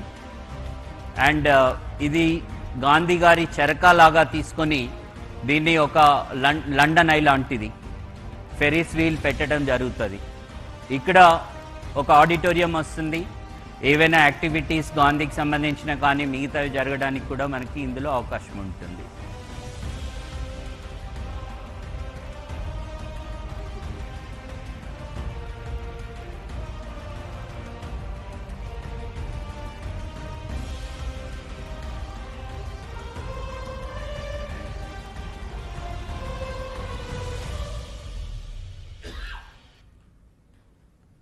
ఇది సుమారుగా 100 మీటర్స్ ఉంటుంది. గాంధీ గారి విగ్రహం దానికి ప్రపోర్షనేట్గా సుమారుగా 123 ఫీట్లు ఉంటుంది. సో దాని ప్రకారం ఇది చేయటం జరుగుతుంది. సో ఆల్రెడీ దీని డీటెయిలింగ్ కూడా అయిపోయింది. ప్రతి ఫ్లోర్లో ఏమొస్తుంది, ప్రతి లెవెల్లో ఏమొస్తుంది కూడా తీసుకోవటం జరిగింది. సో నెక్స్ట్ వస్తే డీకంజెస్టింగ్ హైదరాబాద్. హైదరాబాద్లో మనం హైదరాబాద్ గుండా వెళ్ళాలంటే, లోపల నుండి ఉన్నటువంటి రోడ్లలో వెళ్ళాలంటే ట్రాఫిక్ ఇబ్బందులు ఎదురవుతున్నటువంటి సందర్భంలో మరి alternate so many roads already మనం ప్లాన్ చేసాం, హెచ్ఎండిఏ నుంచి కానీ జిహెచ్ఎంసి నుంచి కానీ వీటన్నిటికన్నా ముఖ్యంగా మనకు రివర్ వెస్ట్ నుంచి ఈస్ట్కి ఫ్లో అవుతా ఉంది. వెస్ట్ నుండి ఈస్ట్కి పోతున్నప్పుడు ఎన్ని చోట్లైనా మనము ర్యాంప్స్ తీసుకుంటే లోపలికి వెళ్ళాల్సిన వాళ్ళు చాలా సులభంగా వెళ్తారు. ఒకవేళ వద్దు ఈ ట్రాఫిక్ని తప్పించాలి అని అనుకుంటే మనం గండిపేట నుంచి స్టార్ట్ అయ్యి ఒకవేళ గౌరెల్లి ఆర్ విజయవాడ హైవేకి వెళ్ళాలి అనుకుంటే మనము 91 కిలోమీటర్లు ప్రయాణం చేయాలి. ఇటువైపు నుంచి అయితే 69 కిలోమీటర్లు, సుమారుగా 70 కిలోమీటర్లు ప్రయాణం చేయాలి. కానీ ఒకవేళ గండిపేటలో స్టార్ట్ అయ్యి ఇక్కడి నుంచి మనం కారిడార్ ఏదైతే ఇప్పుడు ప్రపోజ్ చేశామో కేవలం 43 కిలోమీటర్లలో 45 నిమిషాలలో వెళ్ళటానికి వీలవుతుంది. సో ఇది 3 రకాలుగా ఉపయోగపడుతుంది. ఒకటి, మన ట్రావెల్ టైం తగ్గిస్తుంది. రెండోది, మన వెహికల్ ఏదైతే కన్జంప్షన్ చేస్తుందో డీజిల్ ఆర్ పెట్రోల్ అది చాలా తగ్గిపోతుంది, అంటే ఎకనామికల్గా వైబుల్ అవుతుంది. థర్డ్ది వచ్చేసి మనకు హైదరాబాద్ లోపల ఉన్న రోడ్లలో డీకంజెస్ట్ అవుతుంది, అంటే అక్కడ కూడా ప్రయాణం చేసిన వాళ్ళకి కూడా మనం సదుపాయం ఇచ్చినట్లు అవుతుంది. సో ఎకనామికల్గా this is most important and viable project. So ఈ కారిడార్లో ఇప్పుడు ఫేజ్ 1లో మనం చేస్తున్నటువంటిది ఈ 2 స్ట్రెచ్లు చేస్తూ ఉన్నాం. ఫస్ట్ ఈ స్ట్రెచ్ ఎడ్ గ్రేడ్లో తీసుకుంటున్నాం. ఇక్కడ బుద్వేల్ జంక్షన్ ఒకటి ఇప్పుడు ట్రంపెట్ అవుతుంది. మొన్ననే హానరబుల్ చీఫ్ మినిస్టర్ గారు దానికి ఫౌండేషన్ వేశారు. HMDA నుంచి చేస్తున్నారు. హిమాయత్ సాగర్ దగ్గర ఇక్కడ చేసి ఇక్కడ నుంచి at grade 100 feet wide road, 30 meter wide road వస్తుంది. ఇక్కడ నుంచి నార్సింగి దగ్గర నుంచి కూడా 100 meter. ఇది నార్సింగి దగ్గర నుంచే కాదు, దానికన్నా ముందు గండిపేట వరకు వస్తుంది. ఈ గండిపేట నుంచి అది ఇటువైపు ఈ హైవే ఏదైతే మనకు కనబడుతూ ఉందో ఈ highway goes to Vikarabad and also Bijapur. So ఈ హైవేకి కూడా ఇది కలుస్తుంది. అది కూడా ఇప్పుడు వైడనింగ్ అవుతుంది, ఇక్కడ కలుస్తుంది. తర్వాత హైటెక్ సిటీ వెళ్లాల్సిన వాళ్ళు ఇప్పుడు ఏదైతే నియోపోలిస్ వస్తూ ఉందో ఇక్కడ నుంచి ఒక ఆమ్ మనకి శంకర్పల్లి రోడ్డు కలుస్తుంది. దానివల్ల నియోపోలిస్ పోవటం కూడా సులభం అవుతుంది. సో కంప్లీట్గా డీకంజెషన్ అండ్ కనెక్టివిటీ దీంట్లో తీసుకున్నటువంటి అదర్ ఆస్పెక్ట్. ఇది ఫేజ్ 1లో ఇక్కడి వరకు కంప్లీట్ అయిపోయిన తర్వాత దీన్ని యొక్క అలైన్మెంట్ కూడా కంప్లీట్ అయింది. దీని యొక్క డిపిఆర్ కూడా సపరేట్గా రెడీ అవుతుంది. అది నెక్స్ట్ ఒక 1 monthలో రెడీ అవుతుంది. ఆ తర్వాత దీన్ని మనం ఏదైతే ORR ఉందో express way, 8 lane express way, దాన్ని ఎలాగైతే మనము TOT పద్ధతిలో చేశామో దీన్ని కూడా అదే పద్ధతిలో చేయాలని చెప్పేసి ఆలోచించడం జరుగుతూ ఉంది. దానికే మన కుష్మన్ అండ్ విక్ఫీల్డ్ వాళ్ళు కూడా దానికి ఏ రకంగా ఫైనాన్షియల్ మోడలింగ్ చేయాలి కూడా వాళ్ళు చేస్తూ ఉన్నారు. Please run the video.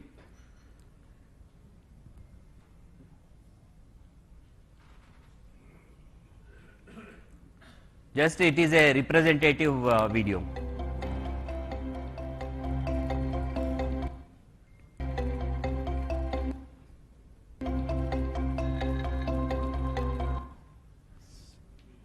Slow in.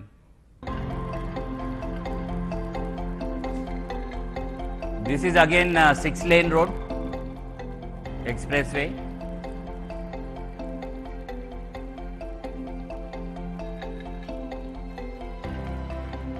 This connects all these highways.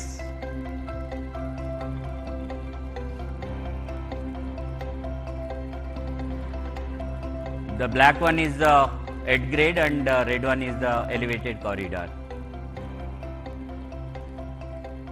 Elevated corridor starts from Gandhi Sarovar and Attapur there is one exit, Purana Pool another exit, Salajang Museum another exit, Naya Pool, Chadar Ghat, Musaram Bagh, Nagol, and then seamlessly goes to Gaureli.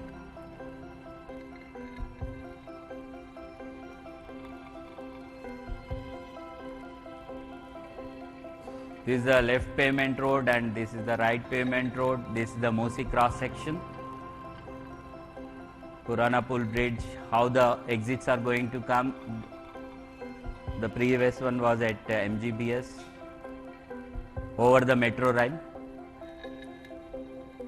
This reduces not only the travel time but, as I said, economically viable for the public at large, and this is how it is going to be. Next. So exactly this decongestion, mobility, all these things are spoken about in this project. And coming to the next very important thing, what is that? As I was telling, the forefathers have given us a great heritage. We have to protect that heritage and we have to take the leeway of that heritage. So heritage tourism Most of us visited Italy, France or any other European country.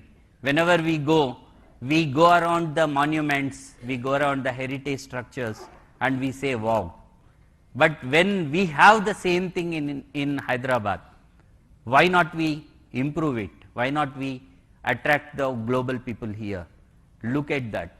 So these are some of the heritage structures that are there. మన దగ్గర ఉన్నటువంటి చాలా అమూల్యమైనటువంటి heritage ఎప్పుడో Qutub Shahi time నుంచి కట్టినటువంటివి. Qutub Shahi Tomes ఉన్నాయి, మనకి తారామతి బారాదరి ఉంది, మనకి పురాణాపూల్ దగ్గర గవర్నమెంట్ సిటీ కాలేజ్, ఇది బ్రిటిష్ రెసిడెన్సీ అంటారు, ఆల్రెడీ దీన్ని ఇంప్రూవ్ చేయడం జరిగింది. హైకోర్టు ఉంది, మనకి ఉస్మానియా జనరల్ హాస్పిటల్ ఉంది, మక్కా మస్జిద్ ఉంది, చార్మినార్ ఉంది. మనము పురాణాపూల్ దగ్గర దిగితే 2 నిమిషాలలో మక్కా మస్జిద్కి వెళ్ళొచ్చు, చార్మినార్ చూడడానికి వెళ్ళిపోవచ్చు. సో మొబిలిటీతో పాటు వీటిని కూడా ఇంప్రూవ్ చేయటం స్టార్ట్ అయింది. ఆల్రెడీ మనము వరల్డ్ మాన్యుమెంట్స్ ఫండ్ ఇండియాతోని ఒక అగ్రిమెంట్ కూడా చేసుకోవటం జరిగింది. ఆల్రెడీ ఒక 5కి వాళ్ళు స్టడీ చేసి మనకి ఇవ్వడం జరుగుతుంది. మిగతావి కూడా ఈ మధ్యనే thanks to the industry leaders, they have come forward, they have done a meeting and they said they will also adapt. We are going with a policy called Adapt a Monument. That policy, I request each one of you please study. That will be available online with the tourism department and also QQSUD, Kuli Qutub Shah Urban Development Authority. So not only these, but wherever we have any of the heritage structure, that will be definitely be taken up for development. So not only this, but what else can be done? We can also, Hyderabad is known for the secular city.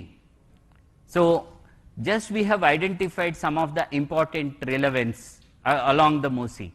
MUSI పక్కన ఉన్నటువంటి పురాతనమైనటువంటి ఒక కట్టడం కూడా చూడడం జరిగింది. ఇది మంచిరేవులలో ఒక టెంపుల్ ఉంటుంది, వీరభద్ర స్వామి టెంపుల్ అని.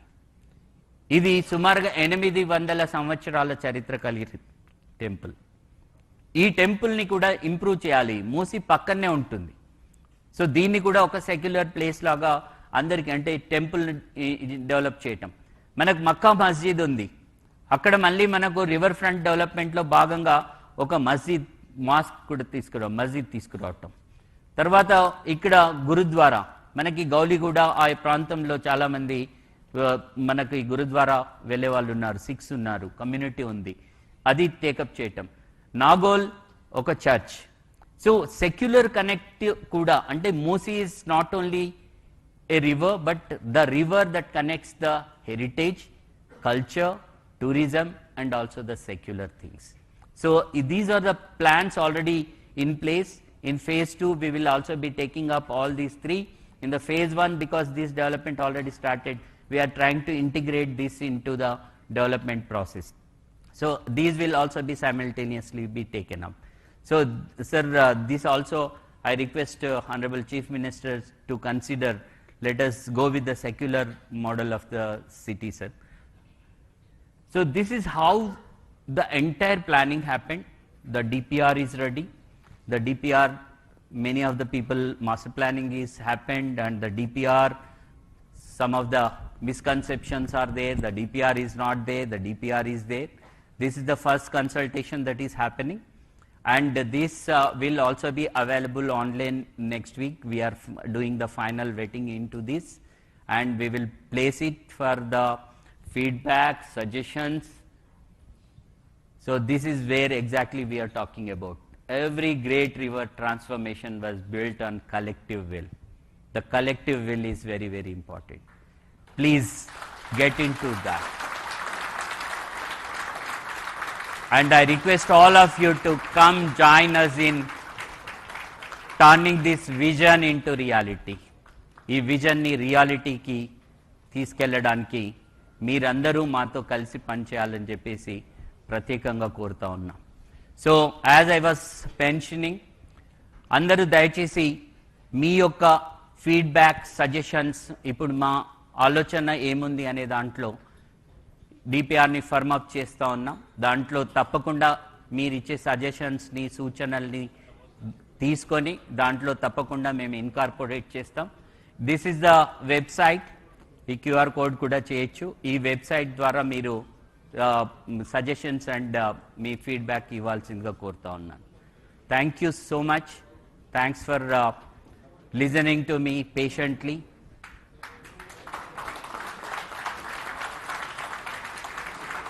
And I tried my level best to put forth what exactly this project is about, what exactly the government is thinking of, the collective will, what I was telling. The collective will is already there in the government. I request all of you to join that collective will. Thank you so much.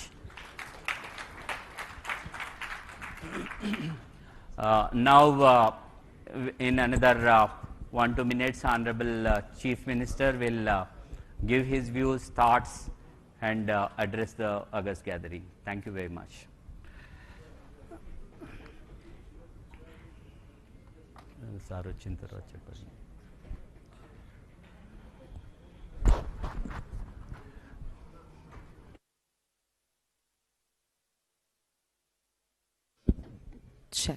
Check. Can we put the podium mic on, please?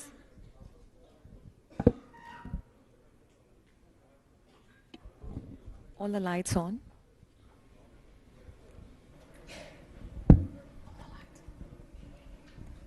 Check. Firstly, ladies and gentlemen, that was a wonderful, insightful presentation by Narasimha Reddy Garu. Big round of applause for him.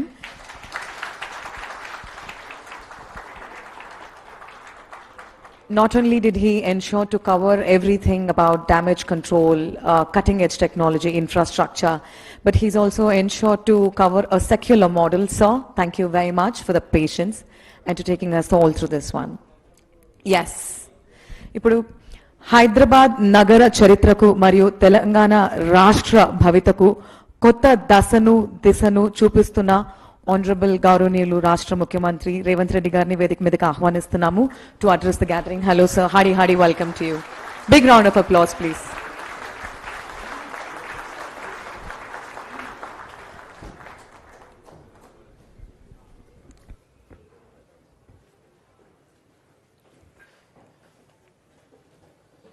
Telangana రాష్ట్ర ప్రభుత్వం తరఫున Musi river development corporation ఒక power point presentation ద్వారా ఈ ప్రభుత్వం మూసీ నది ప్రక్షాళన కార్యక్రమాన్ని ఏ విధంగా ముందుకు తీసుకువెళ్తుందో సమాజానికి వివరించడానికి ఒక ప్రయత్నం చేసి ఈ ప్రయత్నంలో భాగంగా శాసన మండలి చైర్పర్సన్, శాసనసభ స్పీకర్, సహచార మంత్రివర్గ సభ్యులు, ప్రభుత్వ సలహాదారులు, పార్లమెంట్ సభ్యులు, శాసన మండలి సభ్యులు, శాసనసభ్యులు, ఈ దేశంలో ఉన్న ప్రముఖులను, నిర్మాణ సంస్థల్ని, ఎన్విరాన్మెంట్ ఎక్స్పర్ట్స్ని, క్లైమేట్ చేంజెస్ మీద రీసెర్చ్ స్కాలర్స్ని, అదేవిధంగా దేశం యొక్క ఆర్థిక వ్యవస్థను బలోపేతం చేయడానికి ప్రయత్నం చేస్తున్న ప్రముఖులను అందరినీ ఆహ్వానించి ప్రజల్ని ఆందోళనకు గురి చేసే విధంగా కొంతమంది ఉద్దేశపూర్వకంగా, ఇంకొంతమంది సంపూర్ణమైన సమాచారం లేకపోవడం వల్ల అసంపూర్తి సమాచారంతో అర్ధ సత్యాలను ప్రచారం చేయడం వల్ల ఒక రకమైన ఆందోళన చాలామంది మనసుల్లో ఉంది. అందుకే ముఖ్యమంత్రిగానే కాదు, మున్సిపల్ శాఖ మంత్రిగా ఈ శాఖను నిర్వహించేటప్పుడు ప్రజలు ఒక బాధ్యతతో, ఒక నమ్మకంతో, ఒక విశ్వాసంతో మమ్మల్ని నమ్మి అధికారాన్ని అప్పచెప్పినప్పుడు ఈ అధికారాన్ని కాపలాదారుగా ఉపయోగించడమే తప్ప ఈ అధికారాన్ని ప్రజల మీద ఆధిపత్యం చెలాయించడానికి, వినియోగించడానికి ప్రభుత్వం సిద్ధంగా లేదు అని చెప్పడానికే ఈ ఒక ప్రయత్నం చేయడం జరిగింది. ఈ ప్రయత్నంలో పర్యావరణాన్ని ఏ విధంగా పరిరక్షించుకోవాలా, చరిత్రను ఒకసారి గమనించినప్పుడు చరిత్రలో నాగరికత ఏ ప్రాంతంలో అభివృద్ధి చెందినా నదీ పరివాహక ప్రాంతంలోనే నాగరికత విలసిల్లింది. ఆర్థిక వ్యవస్థ అభివృద్ధి చేయడానికి అది సముద్రపు ప్రాంతం కావచ్చు, నదులు కావచ్చు, నీటి ప్రవాహంతో కూడుకున్న ప్రాంతాలు కావచ్చు, ఈ ప్రాంతాలే అత్యధికంగా అభివృద్ధి చెందడానికి ఈరోజు మన అందరం చూస్తూ ఉన్నాం. I have visited Thames River, I have visited Hudson River in New York, I have visited Thames River in London, I have visited Seoul, I have visited Singapore, I have visited Dubai, I have visited many places, including Ahmedabad, Sabarmati riverfront. I have seen many places. I have understood what is required, what is our future plan. వీటన్నిటిని దృష్టిలో పెట్టుకొని మన రాష్ట్రము మన దేశంలోనే కాకుండా ఇతర దేశాలలో అభివృద్ధి చెందిన దేశాలు, ఆర్థికంగా నిలబడ్డ దేశాలన్నిటిని కూడా గమనించి ఇతర రాష్ట్రాలు, ఇతర దేశాలు అభివృద్ధి పదం వైపు వేగంగా ప్రయాణం చేస్తుంటే ఇంకా మనం అభివృద్ధి నిరోధకులుగా మారి ఒక బృహత్ కార్యాచరణను తీసుకొని ముందు వెళ్లకుండా ఉంటే భవిష్యత్ తరాలు మనల్ని క్షమించవని ఆలోచన చేసి ఒక ప్రయత్నం చేద్దాము. ఈ మూసీ రివర్ డెవలప్మెంట్ ప్రోగ్రామ్ని మనం తీసుకోవాలని, ఈ ప్రోగ్రామ్ని ఒక బాధ్యతాయుతంగా నిర్వహించాలనే ప్రయత్నం చేస్తూనే ఉన్నాం. దాదాపుగా 27 నెలల మా ప్రభుత్వ ఏర్పాటు తర్వాత దాదాపుగా 2 సంవత్సరాల నుంచి నిరంతరం కొన్ని వందల వేల గంటలు నేను అధికారులతో కానీ, ఎక్స్పర్ట్స్తో కానీ, ఫైనాన్షియల్ కన్సల్టెంట్స్తో కానీ, ఎన్విరాన్మెంట్ కన్సల్టెంట్స్తో అందరితో కూర్చొని క్షుణ్ణంగా ప్రతి ఒక్క అంశాన్ని ఏ విధంగా ముందుకు తీసుకెళ్ళాలి, ఏ విధంగా ఈ రాష్ట్రాన్ని, ఈ నగరానికి ఒక గొప్ప చరిత్ర ఉంది. కులీ కుతుబ్ షాయిలు, నిజాం సర్కారులు హైదరాబాద్ నగరాన్ని నిర్మిస్తే, నిజాం అండ్ బ్రిటిషర్ సికింద్రాబాద్ నగరాన్ని నిర్మిస్తే, గత పాలకులు చంద్రబాబు నాయుడు గారు, రాజశేఖర రెడ్డి గారు హయాంలో సైబరాబాద్ నగరాన్ని నిర్మిస్తే, ఈరోజు outer ring road inside core urban region దాదాపుగా 2100 స్క్వేర్ కిలోమీటర్స్, 1,34,00,000 జనాభా ఈరోజు నివసిస్తున్నారు. ఇంత జనాభాకు అవసరమైన తాగునీరే కానీ, పరిశ్రమలకు కానీ, అభివృద్ధి కోసం ఏ రకమైన ప్రణాళికలు చేపట్టాలని ఆలోచన చేసినప్పుడు కృష్ణానది జలాలను, గోదావరి నది జలాలను ఈ ప్రాంత ప్రజల యొక్క దాహార్తిని తీర్చడానికి స్వతంత్ర భారతదేశంలో మనం ప్రయత్నం చేసినాం. కానీ ఒక గొప్ప విషయం ఈరోజు గమనించాల్సిన అవసరం ఉంది. నిజాం రాజు అయి ఉండొచ్చు, చక్రవర్తి అయి ఉండొచ్చు, నిజాం గారి మీద రకరకాల అభిప్రాయాలు చాలామందికి ఉండొచ్చు, చాలామంది నిజాం పరిపాలన ఒప్పుకొని ఉండొచ్చు, ఒప్పుకోకపోయి ఉండొచ్చు. కానీ నిజాంను ఒక విషయంలో మనందరం ఈరోజు ఆదర్శంగా తీసుకొని అభినందించాల్సినంత గొప్ప పనులు చేసాం.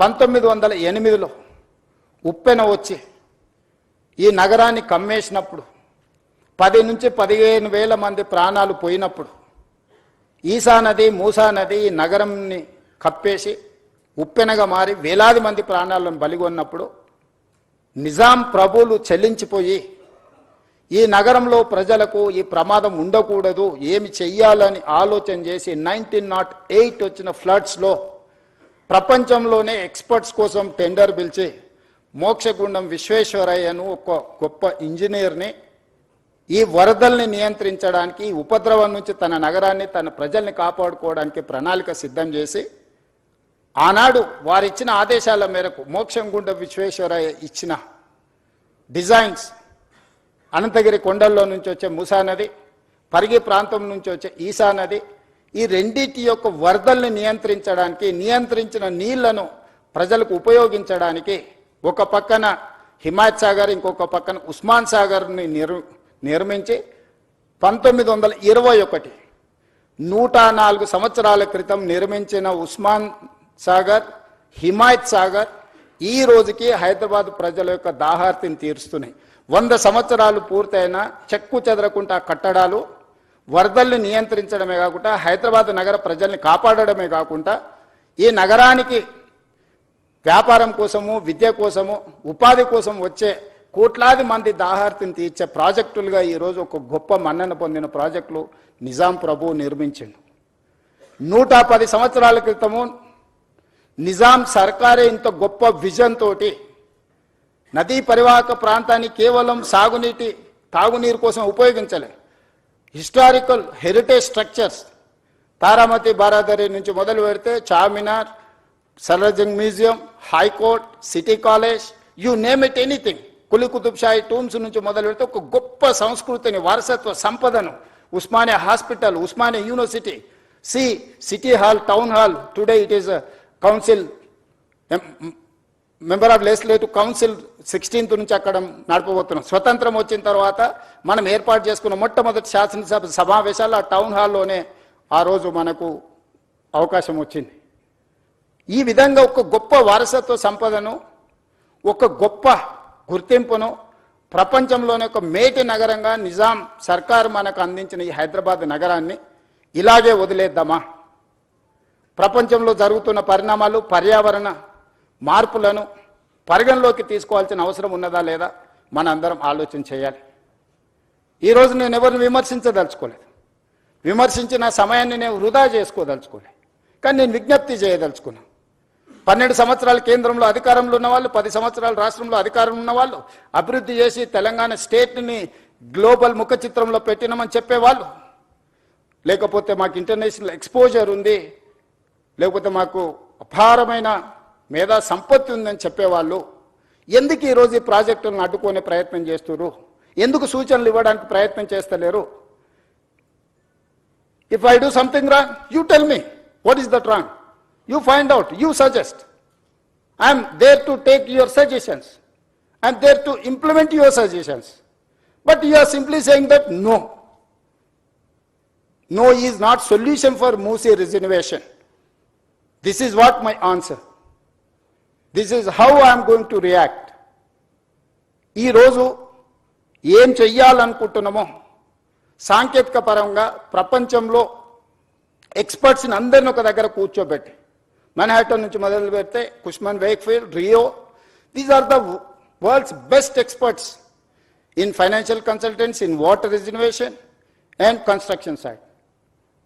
So we are paying almost 160 crores for those consultants for this project. We have not appointed this consultant just like that. We have called global tenders. We have seen everything. We have seen their completion projects. ఇట్లాంటి అన్నిటిని పరిగణలోకి తీసుకొని ఒక మంచి ఉద్దేశంతో ఈ నగరాన్ని రక్షించుకోవాలి. ఈరోజు 1,34,00,000 జనాభా ఉంది. 2050కి నెక్స్ట్ 25 ఇయర్స్లో, 24 ఇయర్స్లో 2,80,00,000 జనాభాకి మనం చేరుకోబోతున్నాము. ఈ ప్రజలకు అందరికీ కూడా జవాబు ఇవ్వాల్సిన బాధ్యత, ఈ ప్రజలకు మౌలిక వసతులను ఏర్పాటు చేయాల్సిన బాధ్యత మా ప్రభుత్వం మీద ఉన్నది, ప్రజలు ఎన్నుకున్న ప్రభుత్వం మీద ఉన్నది.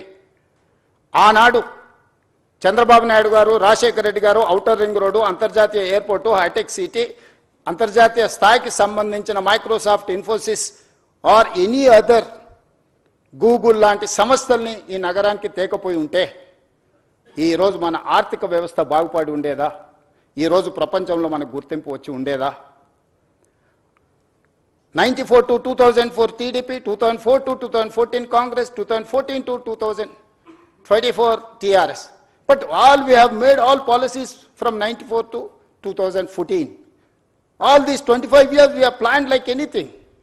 We may have a political differences, we may have a issue-based arguments, but we have not defeated our policies. There is no policy paralysis in our government. Today also I am continuing all those policies from 94 to 2024. All these 30 years, whatever the then governments have taken certain policies, the best policy, the best practice is I am continuing. The other issues, wherever I am getting some problem, wherever I am getting some feedback, I am improving my policies. I have changed my working style. You know, I am an aggressive speaker in political platform. People have seen only one face. Today I wanted to show my other face. Today I got a responsible position. I have to deliver. I cannot sit just like that. ఇంత పెద్ద బాధ్యత ఇచ్చినప్పుడు ఏమి చేయకుండా కూర్చొని 16-17 మంది ముఖ్యమంత్రులు ఉమ్మడి రాష్ట్రంలో తెలంగాణ రాష్ట్రంలో వస్తే కొద్ది మందే గుర్తున్నారు. ఎందుకు? వాళ్ళు చరిత్రకు అవసరమైన భవిష్యత్ తరాలకు అవసరమైన ప్రణాళికలు రచించి సరైన నిర్ణయాలు తీసుకోవడం వల్ల ఈరోజు చరిత్ర వాళ్ళని గుర్తుపెట్టుకున్నది. నిజాం పోయినా నిజాం వారసులు లేకపోయినా ఈరోజు అభివృద్ధి అనే ప్రణాళికల మీద చర్చ చేసినప్పుడు నిజాం గురించి మనం ఎందుకు చర్చించుకుంటున్నాం? రాచరికంలో ఉన్న ఒక రాజు గురించి ఈరోజు మనం అతన్ని చర్చించకుండా మనకు చరిత్రనే లేదు. అతను నిర్మించిన వారసత్వ సంపదను వినియోగించకుండా మన అభివృద్ధి ప్రణాళికలే లేవు. Charminar, it is not symbol of Charminar, just tourism spot. He has designed everything around Charminar. You go and see special economic, he has created special economic zone. మీకు అక్కడ పర్ల్స్ మన దగ్గర ఉత్పత్తి వరల్డ్స్ బెస్ట్ పర్ల్స్ మీకు చార్మినార్ దగ్గర దొరుకుతాయి. World's best bangles Charminar దొరుకుతాయి. మీకు పత్తర్ గట్టి, కబూతర్ ఖానా, Mozamjahi market, you see everything. ప్రపంచంలో దొరికే ప్రతి వస్తువును గుల్జార్ హౌస్ నుంచి మొదలు పెడితే చార్మినార్ చుట్టూతా ఒక స్పెషల్ ఎకనామిక్ జోన్ను నిజాం సర్కార్ క్రియేట్ చేసింది. కాబట్టి ప్రపంచంలో ఏ పర్యాటకులకు వచ్చినా ఆడపిల్లలకు గాజులు కొనుక్కోవాలన్నా, లేకపోతే కన్న కూతుళ్ళకి మీకు పర్ల్స్ కొనుక్కోవాలనుకున్నా, లేకపోతే ఇతర ఏం కొనుక్కోవాలన్నా, ఏ రకమైన పక్షులు జంతువులు ప్రపంచంలో ఎలాంటి పక్షిని ఎలాంటి జంతువుని చూడాలన్నా కబూతర్ ఖానాకి వెళ్తే నువ్వు అన్ని చూడగలుగుతావు. ప్రపంచంలో పండించే ప్రతి ఫ్రూట్ని మోజంజాయ్ మార్కెట్కి వెళ్తే మనం చూడగలుగుతాం. ప్రపంచంలో ఉండే ప్రతి వస్తువును ఆ చార్మినార్ చుట్టూతా ఒక స్పెషల్ ఎకనామిక్ జోన్. సో ప్రతి అంశాన్ని నిజాం ఆ రోజు విజువలైజ్ చేసి భవిష్యత్ తరాలకు ఏం అవసరం ఉందో ఒక స్పెషల్ ఎకనామిక్ జోన్ని మనకి ఇచ్చిండు. ఎడ్యుకేషనల్ ఇన్స్టిట్యూట్ ఉస్మానియా యూనివర్సిటీ నుంచి Nizam college, Aliya junior college, NIMS orthopaedic, Niloufer hospital, you see every specialisation. ఈ రోజు కార్పొరేట్ హాస్పిటల్స్ మేము స్పెషలైజ్ చేసినాం, స్పెషలైజ్డ్ హాస్పిటల్స్ ప్రారంభించినాం అని ఈరోజు చెప్తారు. కానీ 100 years back, way back, Nizam has created everything. ఇంత అద్భుతమైన నగరాన్ని మనకు వారసత్వం ఇస్తే ఈ గొప్ప మూసా నది, ఈసా నది సంగమం, ఎక్కడైతే సముద్రాల సంగమం, నదుల సంగమం ఉందో, మహాత్మా గాంధీ గారిని ఆనాటి దుర్మార్గులు పొట్టన పెట్టుకుంటే వారి అస్థికలను, వారి స్ఫూర్తినివ్వడానికి వివిధ రాష్ట్రాలకు, దేశంలో వివిధ ప్రాంతాలలో పెట్టారు. కన్యాకుమారి దగ్గర 2 సముద్రాలు కలిసే చోట మహాత్మా గాంధీ గారి యొక్క అస్థికలను పెట్టడం ద్వారా ఈరోజు అదొక పెద్ద పర్యాటక కేంద్రంగా ప్రపంచం అంతా అక్కడికి వచ్చి చూస్తుంది. కన్యాకుమారిలో ఏదైతే నిర్ణయం తీసుకొని పెట్టినరో ఈరోజు మూసా ఈసా నదుల సంగమం లంగర్ హౌజ్లో కూడా బాపు ఘాట్ కూడా అలాంటిదే. కానీ బాపు ఘాట్ ఎందుకు కనుమరుగైంది? బాపు ఘాట్ ఉంది, 2 నదుల సంగమం అని ఇక్కడ ఉన్న ఎంతమంది మనం గుర్తించి మనం ఆ ప్రాంతాన్ని చూడడానికి మనం వెళ్తున్నాం? ఎందుకు మనం ఇంత వారసత్వ సంపదను మనం ఎందుకు కోల్పోతున్నాం? ఈరోజు మూసా నది, ఈసా నదితో మూసీ నదిని పునరుజ్జీవింపజేయడానికి సమస్య అవుతుంది అనుకున్నప్పుడు ఈరోజు గోదావరి నదీ జలాలను 20 TMCలను తరలించి దాదాపుగా 2.5-3 TMCలు నిరంతరం హైదరాబాద్ నగరంలో ప్రవహించే మూసీ నదిలో కంటిన్యూస్గా ఆ నీటిని ప్రవహింపజేయాలని మిగతా 17.5 TMC హైదరాబాద్ నగర ప్రజల యొక్క దాహార్తిని తీర్చడానికి ఈరోజు పనులను ప్రారంభించినాం. ఈరోజు మీరు ఎంతసేపు నా రంగారెడ్డి జిల్లా హైదరాబాద్కు పరిమితం అయిపోయి ఆలోచన చేస్తున్నాం. ఈరోజు ఇక్కడ నివాసాలు ఏర్పరచుకున్న వాళ్ళకి జరుగుతున్న సమస్యల గురించి మనం చర్చిస్తున్నాం. నేను కూడా సానుభూతితో ఉన్నాను. కానీ కిందున్న నల్గొండ గురించి ఒకరైనా ఆలోచన చేస్తుండ్రా?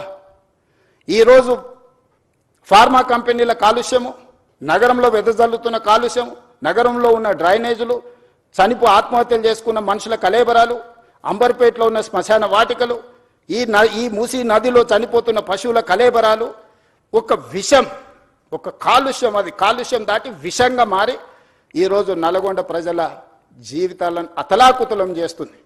ఒక స్టడీస్ ప్రకారము world health organisation has given no, ఇక్కడ లివబుల్ కండిషన్స్ ఇది నివాసయోగ్యమైన ప్రాంతం కాదు బికాజ్ ఆఫ్ ఫ్లోరైడ్ అని చెప్పి ఒక పక్కన నల్గొండ ప్రజలకు ప్రకృతే ఒక శిక్ష విధిస్తే, ఈరోజు మానవ తప్పిదాల వల్ల ఈరోజు మూసీ నది పరివాహక ప్రాంతంలో ఉన్న గ్రామాలు భువనగిరి నుంచి ఆలేరు వరకు ఆ కిందికి వెళ్తే వాడపల్లి వరకు వెళ్తే ఆ నదీ పరివాహక ప్రాంతంలో నివసిస్తున్న వాళ్లకు ఆడపిల్లలకు పెళ్లి అయితే ప్రెగ్నెన్సీ ప్రాబ్లమ్స్ ఉన్నాయి. ఈరోజు ఆ ప్రాంతంలో పిల్లనివ్వడానికి వెనక ముందు ఆలోచన చేస్తున్నారు. ఆ ప్రాంతంలో పండించే పంటలు ఈ నీళ్లను వినియోగించడం వల్ల తినడానికి ఉపయోగం లేని పరిస్థితులు వచ్చినాయి.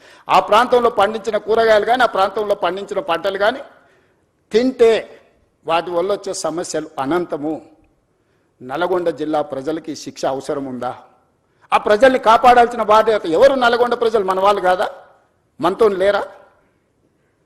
రంగారెడ్డి జిల్లాలో మొదలైన మూసా ఈసా నది హైదరాబాద్కు నగరకు రాగానే కలుషితం అయిపోయింది, వ్యర్థాలతో నిండిపోయింది. మానవ కలేబరాలతోని పశువుల కలేబరాలతోని పరిశ్రమలు వెదజల్లుతున్న కాలుష్యంతో ఈరోజు భరించలేని కంపు. ఒకనాడు ఎంత విశాలంగా ఉన్న మూసీ నది ఇవాళ మీకు అందరికీ హిస్టరీ అంతా చరిత్రను అంతా కూడా మా అధికారులు మీకు చూపించే ప్రయత్నం చేసిండ్రు, వాస్తవాలను వివరించే ప్రయత్నం చేశారు. అలాంటి చరిత్ర ఈరోజు కాలగర్భంలో కలిసిపోతుంది. మన చరిత్రను మనమే ఉద్దేశపూర్వకంగా రాజకీయ అవసరాల కోసం రాజకీయ ప్రయోజనాల కోసం దీన్ని చరిత్ర కాలగర్భంలో కలిపేద్దామా, లేకపోతే నగరం యొక్క చరిత్రను పునరుజ్జీవింపజేసుకుందామా? ఈరోజు మేము తీసుకొస్తున్న ప్రాజెక్ట్ ఎవరికి వ్యతిరేకం కాదు. ఈరోజు ఒకప్పుడు హైదరాబాద్లో 30 ఫీట్ల రోడ్లు ఉండేవి.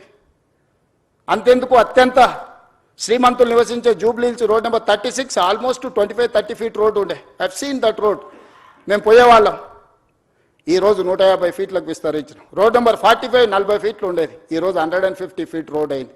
ఈరోజు పంజగుట్ట నుంచి పైకి పోయేదానికి కానీ మీరు చూడండి, ఏ రోడ్లు అయినా ఫ్లైఓవర్లు అయినా ఓల్డ్ సిటీలో, ఈరోజు ఓల్డ్ సిటీలో సాలార్జంగ్ మ్యూజియం నుంచి ప్రతి ఏరియాలో ఇరుకైన సందులు నిజాం కట్టిన పట్టణం కాబట్టి ఆ రోజు ఉన్న పరిస్థితుల ప్రకారం రోడ్లు వేస్తే ఈరోజు ఓల్డ్ సిటీలో ఉండే ప్రజలు వాళ్ళే ముందుకొచ్చి స్వచ్ఛందంగా మా రోడ్లను విస్తరించండి, మేము స్వచ్ఛందంగా ముందుకు వస్తాము, మాకు నష్టపరిహారం ఇవ్వండి అంటే ఈరోజు ఓల్డ్ సిటీలో మెట్రో విస్తరించడానికి గౌలిగూడ నుంచి ఫలక్నమా నుంచి చంద్రాయన్గుట్ట వరకు ఈ రోడ్ల విస్తరణ కార్యక్రమాలు వేగంగా జరుగుతున్నాయి.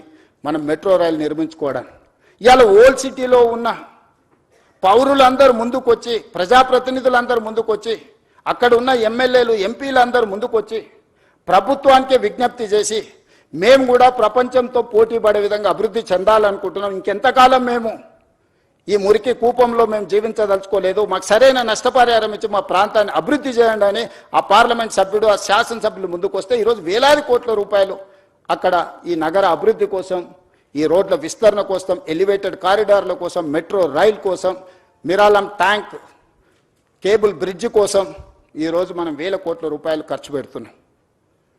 ఈరోజు మా ఆలోచన, మా ప్రభుత్వం యొక్క ఉద్దేశం ఎవరికో నష్టం కలిగించాలని కాదు. ఎవరైనా మూసి మురికి ఇప్పుడు మీరు చూసిండ్రు ఎంత కాలుష్యం ఉందో, ఎవరైనా కోరుకొని అక్కడ జీవించాలని అనుకుంటాడా? ఏ ఆధారం లేనోళ్ళు, ఎలాంటి ఆదరణ లేనోళ్ళు, ఏ ప్రభుత్వం ఏం వసతులు కల్పించనప్పుడు ఇక చివరి మజిలీగా మూసీ నది పరివాహక ప్రాంతంలో వాళ్ళు నివసించాలనుకుంటున్నారు. అక్కడున్న దోమలు, అక్కడున్న కంపు, అక్కడున్న మురికి, వాళ్ళ పిల్లలు పొద్దున్న లేస్తే బడికి పోవడానికి బడి లేదు, వాళ్ళకు వైద్యం లేదు, ఆ పిల్లలకు ఆడుకోవడానికి చిన్న ఆట స్థలం లేదు, నివసించడానికి ఒక కుటుంబం భార్యాభర్తలు కలిసి ఉండడానికి కూడా అక్కడ వసతులు లేవు. వర్షాలు వచ్చినప్పుడు, వరద వచ్చినప్పుడు ప్రాణాలు అరిచేత పట్టుకొని అర్ధరాత్రి పూట పరిగెత్తాలి ఎక్కడికో. నిల్వ నీడ లేని వాళ్ళే ఈరోజు మూసీ నది పరివాహక ప్రాంతంలో ఈరోజు నివసిస్తున్నారు. ఇవాళ మూసీ పరివాహక ప్రాంతంలో అటొక కిలోమీటర్ ఇటొక కిలోమీటర్ మొత్తం ఆక్రమించుకొని బుల్డోజర్లు తీసుకొచ్చి మొత్తం కూలగొట్టేస్తాడు రేవంత్ రెడ్డి అంటుండు. అసలు ఏమైనా చదువుకున్న వాళ్ళు లేకపోతే లోక పరిజ్ఞానం ఉండే వాళ్ళు మాట్లాడే మాటలేనా? Why should I do all those things? Government of India, central water commission, Jal Shakti ministry, they have notified certain norms. అది నేను చేసింది కాదు, కేంద్ర ప్రభుత్వం తీసుకొచ్చిన చట్టాలు. కేంద్ర ప్రభుత్వంలో అధికారంలో ఉన్న వాళ్ళు, పార్లమెంట్ సభ్యులు ఉన్న వాళ్ళు పార్లమెంట్లో చట్టం వచ్చినప్పుడు గొప్పగా ఉందని బల్లలు జరిచి ఆ చట్టాన్ని చేస్తారు. ఆ చట్టాన్ని తెలంగాణలో ఇంప్లిమెంట్ చేస్తామంటే మేము అడ్డం పడతామంటారు. ఈ విచిత్రం, ఇలాంటి ఆలోచనలని మనమందరం నియంత్రించాల్సిన అవసరం ఉంది. మనం మాట్లాడాలి, బాగున్నది అనుకున్న వాళ్ళేమో ఏమనడం లేదు, అడ్డుకోవాలనుకున్న వాళ్ళేమో గట్టిగా అరుస్తున్నారు. ఈ రెండింటికున్న చిన్న తారతమ్యాన్ని ఈరోజు నదీ పరివాహక ప్రాంతాన్ని పునరుజ్జీవింపజేయడమే కాదు, నదీ పరివాహక ప్రాంతంలో ఒక సంస్కృతిని, ఒక కల్చరల్ కనెక్ట్ని, ఒక హెరిటేజ్ కనెక్ట్ని, ఒక ఎకనామిక్ జోన్ని ఈరోజు లేక్ రిజర్వేషన్. నేను హైడ్రా తీసుకొచ్చినప్పుడు చాలామంది చాలా రకాలుగా బాధపడ్డారు, చాలా రకాలుగా శాపనార్థాలు పెట్టిండ్రు. కానీ ఈరోజు ఏ లేక్స్ అయితే మేము రిస్టోర్ చేసినామో ఆ లేక్స్ని ఈరోజు అభివృద్ధి చేసి ప్రజలకు అంకితం చేస్తున్నప్పుడు వేలాది మంది వచ్చి మన కుక్కట్పల్లి నల్లచెరువు ప్రారంభోత్సవానికి పోతే బిల్డింగ్ల మీద నుంచి వేలాది మంది, నేను రోడ్డు మధ్యలో వెళ్తుంటే ఏదో పక్క దేశంతో యుద్ధం చేసి మనం సాధించి వస్తే వచ్చినప్పుడు వెల్కమ్ చేసినట్టు, లేకపోతే వరల్డ్ కప్ క్రికెట్ గెలిచిన ప్లేయర్ వస్తే వెల్కమ్ చేసినట్టు కాలనీలో అందరు ఆడపిల్లలు పెద్దలు అందరు వచ్చి స్వాగతం పలికాను. నల్ల చెరువు 100% ఆక్రమణకు గురయ్యి ఒక కలుషితమైన ప్రాంతంగా చేస్తే ధైర్యంగా ఏమన్నా కానీ పర్వాలేదు, ఎవరు ఏమైనా అనుకోండి అని చెప్పి బుల్డోజ్ చేసినాం. బుమ్రక్ దౌలా ఈరోజు ఓల్డ్ సిటీలో మన సర్దార్ వల్లభాయ్ పటేల్ అకాడమీ ఎదురుగ్గా ఒకప్పుడు ఆ బుమ్రక్ దౌలా నిజాం కుటుంబము తాగడానికి నీళ్లకు అక్కడ మెడిసినల్ ప్లాంట్స్ పెట్టి అక్కడ వాటర్ రిస్టోర్ చేసి ఫిల్టర్ బెడ్స్ పెట్టి వాటి నుంచి తీసుకొచ్చి అక్కడి నుంచే వాళ్ళ కుటుంబానికి తాగడానికి నీళ్లు తీసుకెళ్ళి అంత గొప్ప లేక్ని మొత్తం ఆక్రమించుకోవడమే కాబట్టి కలుషితం నిండిపోయింది. వాటి అన్నిటిని క్లీన్ చేసి మన ప్రారంభోత్సవానికి పోతే నార్మల్గా ఓల్డ్ సిటీలో ఇట్లాంటి యాక్టివిటీని అసలు అలౌ చేయరు. వాళ్ళంతా యునైట్ అయ్యి ఒక రకమైన రాజకీయంగా ఒక రకమైన నిర్బంధమైన పరిస్థితులు ఉంటాయి. కానీ వాళ్ళే ముందుకు వచ్చి అక్కడ ఉండే ఎమ్మెల్యేలు, ఎమ్మెల్సీలు, ఎంపీలు అందరూ ముందుకు వచ్చి one of the best project మాకు ఇచ్చినావు, ఇంత అద్భుతంగా ఇది వస్తుందని మేము ఊహించలేదు. ఈరోజు వేలాది కుటుంబాలు ఇక్కడికి వచ్చి ఉదయం మార్నింగ్ వాక్ నుంచి ఈవినింగ్ సాయంత్రం అక్కడ జిమ్, ఓపెన్ ఎయిర్ జిమ్ పెట్టడం, మిగతా లేక్ ఎకానమీ కింద స్వయం సహాయక సంఘాలకు అక్కడ ఏర్పాటు చేయడంతో ఈరోజు ఆర్థిక వ్యవస్థ బలపడ్డది. ఆ పక్కన ఉండే వేలాది కుటుంబాలకు ఒక పర్యాటక కేంద్రంగా మారింది.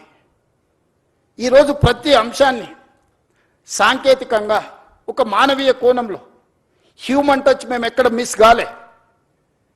ఎవరు అక్కడ నివసించాలని కోరుకోరు. ఇవాళ మాట్లాడుతున్న వాళ్ళు దాని పక్కన నివసించగలరా? ఇవాళ అడ్డుకుంటున్న వాళ్ళని ఒక 3 నెలలు వాళ్ళ కుటుంబ సభ్యులతోనే అక్కడ ఉండమనుండ్రి.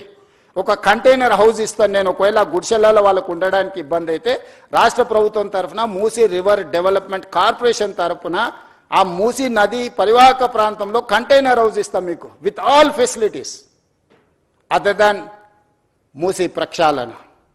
ఎట్లుందో యాజ్ టీజ్గా వద్దంటున్న వాళ్ళందరికీ ఒక్కొక్కరికి ఒక్కొక్క ప్లేస్లో ఎవ్రీ 1/2 కిలోమీటర్ 55 కిలోమీటర్లు ఉంది. 100 మందికి నేను అకామిడేట్ చేయగలుగుతాను. 2 పక్కలైతే 200 మందికి 200 మందికి ఒక మూసీ నది పక్కన కంటైనర్ హౌస్లు ఇస్తా. ఒక 3 నెలలు మీరు అక్కడ ఉండండి. మీరు ఎందుకు వాళ్ళ జీవితాలతో చెలగాటం ఆడుకుంటుర్రు?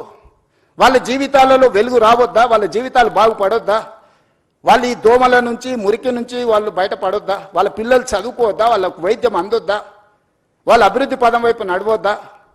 ఈరోజు ఓల్డ్ సిటీలో ఉండే పిల్లలకు ఉద్యోగం లేదు. ఈరోజు మీరు అందరు బాగా చదువుకున్న వాళ్ళు ఏఐ వచ్చింది, వైట్ కాలర్ జాబ్స్ అని పోతాయంటున్నారు. ఓకే ఫైన్, దాన్ని మీరు ఎట్లా ఆపలేరు, మనం ఎవరం ఆపలేము. వచ్చే సాంకేతిక విప్లవాన్ని మనం ఆమోదించాల్సిందే. మనకి ఇష్టం ఉన్నా లేకున్నా అది మనల్ని దాటుకొని వెళ్ళిపోతూనే ఉంది. మరి వైట్ కాలర్ జాబ్స్ అన్ని పోయినప్పుడు ఏఐ మొత్తం ఉద్యోగ అవకాశాలను ఆక్రమించుకున్నప్పుడు బ్లూ కాలర్ జాబ్స్ క్రియేట్ చేయాల్సిన బాధ్యత మన మీద లేదా? బ్లూ కాలర్ జాబ్స్ క్రియేట్ చేయకుండా వాళ్లకు సాంకేతిక నైపుణ్యాన్ని అందించకుండా, రీస్కిల్ అప్స్కిల్ చేయకుండా, సెల్ఫ్ ఎంప్లాయ్మెంట్ క్రియేట్ చేయకుండా, మూసీ నది పరివాహక ప్రాంతాన్ని నైట్ ఎకానమీ కింద మార్చి ప్రపంచ దేశాలతో పోటీ పడకుండా, ఒక పర్యాటక క్షేత్రంగా, ఒక పర్యాటక కేంద్రంగా, ఒక ఆర్థిక వ్యవస్థగా అభివృద్ధి చేసుకోకుండా ఇంకా వెనక్కి వెళ్ళిపోదామా? రాతి యుగాల వైపు ప్రయాణిద్దామా? ఒకప్పుడు అడవుల్లో మనం ఆకుల అలాలు కట్టుకొని ఉండేది, తర్వాత కొంచెం బట్టలు కట్టుకునే కాడికి అట్లా ఇప్పుడు సూట్ వేసుకునే కాడికి ఇప్పుడు మోడర్న్ సొసైటీకి వచ్చినాం. ఇదంతా సమాజంలో పరిణామ క్రమంలో వచ్చిన అభివృద్ధి కదా. ఈ అభివృద్ధిని మనం అడ్డుకున్నామా? 100 సంవత్సరాల క్రితం వచ్చిన వరదల్ని దృష్టిలో పెట్టుకొని నిజాం చేసిన దాంట్లో 10% కూడా ఈరోజు మనం చేయాలనే ప్రయత్నం చేయకపోతే ఈ చరిత్ర మనల్ని క్షమిస్తుందా? ఈ చరిత్ర తిరగ రాసుకోవాల్సిన అవసరము ఇప్పుడు రాయకపోతే ఎప్పుడు రాయలేమన్న పరిస్థితులు ఈ మేధావులకు అర్థం కావడం లేదా? ఇవాళ defence, they don't give even single inch of land, they don't allow you to see that land. Today I wanted to appreciate my army people and my defense minister. He has prepared to give 100+ acres in Bapu Gandhi Sarovar, where our army people are training, Agniveers are training there. They have decided to shift their Agniveer training camp some other place, and they are giving 100+ acres for this Gandhian ideology, where the MUSI is going to come up. అంటే దేశ సరిహద్దుల్లో భద్రతగా ఉండి దేశాన్ని కాపాడే వీర సైనికులు కూడా వందలాది ఎకరాల వాళ్ళ భూములను మూసీ నది ప్రక్షాళన కోసం ముందుకొచ్చి అప్పజెప్తుంటే, ఇవి ప్రభుత్వ భూములు చాలా వరకు, లేదా ప్రభుత్వ నిబంధనలకు ప్రైవేట్ భూములు ఉన్నా ప్రభుత్వ నిబంధనలు ఉన్నాయి. ఈరోజు గండిపేట నుంచి బాపు ఘాట్ వరకు 100 మీటర్ల బెడ్ విడ్త్లో నీళ్లు ప్రవహిస్తాయి. బోత్ సైడ్ 50 మీటర్ల బెడ్ విడ్త్లో రోడ్లు, ఇన్ఫ్రాస్ట్రక్చరు, ఎకనామిక్ జోన్, ఎవ్రీథింగ్ వస్తుంది. అంటే నది సెంటర్ నుంచి లెక్క పెడితే ఇటు సైడ్ ఒక 100 మీటర్లు, ఇటు సైడ్ ఒక 100 మీటర్లు, కంప్లీట్గా 200 మీటర్ల లోపలనే నీళ్లను నియంత్రించడమే కాకుండా నీళ్లకు సరైన దారి. ఈరోజు మీరు ఎస్టీ పిల్లల పైప్ లైన్లన్నీ మూసీ నదిలో కట్టిండ్రు, మధ్యలో కట్టిరు. వరద రాగానే అడ్డుకోవడంతో ఆ నీళ్లు కాలనీలకు వస్తున్నాయి. చెత్త వేయడం వల్ల, డెబ్రీస్ వేయడం వల్ల, కన్స్ట్రక్షన్ మెటీరియల్ మొత్తం తీసుకువెళ్ళి డంప్ చేయడం వల్ల, అవి నిండడం వల్ల నీళ్ళు అక్కడి వరకు వేగంగా వచ్చి ఆగిపోతున్నాయి. ఒక దగ్గర 500 ఫీట్లు ఉంది, ఒక దగ్గర 50 ఫీట్లు ఉంది మూసీ నది. 500 ఫీట్లలో ఉండే వరద 50 ఫీట్లకు రాగానే మొత్తం నీళ్లు నిండి వెనక్కి వచ్చి కాలనీలన్నీ నీటిమయం అయిపోతున్నాయి. ఎన్ని వేల మంది నిరాశ్రయులైన, 10 లక్షల మంది పోయినసారి 2019-20లో వరదలు వచ్చినప్పుడు మొత్తం వాళ్ళ సర్వం కోల్పోయినారు. నేను ఎంపీని, ప్రతి కాలనీ నేను తిరిగి వచ్చిన. జల్పల్లిలో ఈ రోజు కూడా ఫస్ట్ ఫ్లోర్ వరకు నీళ్ళు వచ్చి ఆగిపోయినాయి, నీళ్లు బయటికి పోవడం లేదు. జల్పల్లి ప్రాంతంలో కాలనీలు మునిగిపోయినాయి. ఈరోజు నీళ్లు మనం ఉన్న ప్రాంతాలకు వస్తలేవు. నీళ్లున్న ప్రాంతాన్ని మనం పోవడం వల్ల వాటికి దారి తెలవక అవి మన దగ్గరకు వస్తున్నాయి. నీళ్లుండే ప్రాంతాన్ని నీళ్లకు వదిలేస్తే నీళ్లు మన దగ్గరికి ఎందుకు వస్తాయి? ఈరోజు కాలనీలకు లేకపోతే సిటీలకు నీళ్లు వస్తున్నాయంటే ఆ నీళ్లు ప్రవహించే చెరువులు కావచ్చు, కుంటలు కావచ్చు, నాలాలు కావచ్చు, మూసీ నది కావచ్చు, ఆ నీటి పరివాహక ప్రాంతాలను మనం ఆక్రమించుకోవడం వల్ల all these are man made disasters. We have created all those disaster. వాటికి ఏ దారి తెలియక మన దారిలోకి వస్తున్నాయి, మన ఇంట్లోకి వస్తున్నాయి. వాటిని పకడ్బందీ ప్రణాళికతోటి మూసీ నది, ఈసా నది, గోదావరి నది నదుల త్రివేణి సంగమాన్ని తీసుకెళ్లి కృష్ణా నదిలో కలవడానికి అవసరమైన అభివృద్ధి కార్యక్రమాలు చేసినప్పుడు ఈ నదులు మన సంస్కృతిని, నాగరికతనే కాదు మన ఆర్థిక ప్రయోజనాన్ని చేకూర్చడానికి, ప్రపంచంలో మన గౌరవాన్ని పెంచడానికి ఉపయోగపడుతుంది. ఈరోజు మూసీ నది పునరుద్ధరణ కార్యక్రమం బ్యూటిఫికేషన్ లేకపోతే లూటిఫికేషన్ అని కొంతమంది తెలివితేటలన్నీ ప్రదర్శించి ఏదైతే మాట్లాడుతుందో, గాంధీ స్టాచ్యూకే 5,000 కోట్లు ఖర్చు పెడుతున్నారు అన్నారు. Hardly we are spending for Gandhi statue 70 crores, maybe I don't know exact calculation, 70-75 crores. They have spent 220 crores for Ambedkar statue. We have not opposed for that. Yes, we need Ambedkar ideology. At the same time, we need Gandhian ideology. Yes, conquer one country without any violence, with peace. He won one war. ప్రపంచంలో ఒక యుద్ధాన్ని శాంతితోని గెలవచ్చని ప్రపంచానికి గొప్ప సందేశం ఇచ్చిన వ్యక్తి ఎవరంటే మహాత్మా గాంధీ. ఒక దేశం యొక్క స్వతంత్రాన్ని శాంతి ద్వారా సాధించిన వాళ్ళు ఈ భూమి మీదనే పుట్టలేదు ఇంతవరకు. ఈ ప్రపంచంలో ఎవరికి అంత గొప్ప చరిత్ర లేదు. 30 సంవత్సరాలు బ్రిటిషర్స్కి వ్యతిరేకంగా పోరాటం చేస్తే గాంధీ మీద కూడా లాఠీ ఎత్తలే. కానీ స్వతంత్రం వచ్చిన 6-7 నెలలనే కొంతమంది బుల్లెట్తో పొట్టన పెట్టుకున్నారు గాంధీని. వాళ్ళు కూడా నీతులు చెప్తారు, ఇంకా నేనేం చెప్పాలి? అందుకే ఈరోజు మీ అందరికీ నా విజ్ఞప్తి ఒకటే, ముందుకెళ్ళడానికి సూచన చేయండి. ఏ పేదవాడికి అన్యాయం జరగని, ఏ పేదవాడిని నిరాశ్రయం చేయం. ఈ ప్రభుత్వం పేదలకు ఇబ్బంది కలిగించడానికి, ఈ ప్రభుత్వం పేదలకు నష్టం కలిగించడానికి, లేకపోతే ఈ ప్రభుత్వం కొంతమంది రియల్ ఎస్టేట్ సంస్థలతో ఆర్థిక ప్రయోజనాల కోసం పనిచేయడం లేదు. ఈ ప్రభుత్వం మన నగరాన్ని, మన రాష్ట్రాన్ని గొప్ప అభివృద్ధి చెందిన నగరంగా, గొప్ప ఆర్థిక రాష్ట్రంగా నిలబెట్టాలనుకుంటున్నాము. ఇందులో మనం అందరం భాగస్వాములము. ఈరోజు మనం చేయబోయే పని 100 సంవత్సరాల క్రితం నిజాం చేసిన పనుల్ని ఈరోజు మనం ఆస్వాదిస్తున్నాము. ఈరోజు మనకు తాగడానికి నీళ్ళంటే గండిపేట వైపు చూడాలి, హిమాయత్ సాగర్ వైపు చూడాలి. పిల్లలు పర్యాటక క్షేత్రానికి వెళ్ళాలనుకుంటే గండిపేట హిమాయత్ సాగర్ దగ్గరికి వెళ్ళాలి. 100 సంవత్సరాల క్రితం వారసత్వ సంపదను నిజాం అందించింది కాబట్టి చార్మినార్ చూడడానికి వెళ్తున్నాం. అంతకంటే ముందున్న గోల్కొండ దగ్గరికి వెళ్తున్నాము. లేకపోతే హైకోర్టు ఈరోజు ఎక్కడున్నది, ఉస్మానియా హాస్పిటల్ ఎక్కడున్నది, సిటీ కాలేజ్ ఎక్కడున్నది, సాలార్జంగ్ మ్యూజియం ఎక్కడున్నది, నిజాం కాలేజ్ ఎక్కడున్నది. ఇవన్నీ గొప్ప వారసత్వ కట్టడాలు, చరిత్రతో పాటు ఒక నాలెడ్జ్ హబ్గా క్రియేట్ చేసింది కాబట్టి ఈరోజు మనం గొప్పగా రాణించగలిగినాము. మనం వచ్చిన తర్వాత గొప్పగా కట్టుకున్నది ఒకటి చెప్పండి.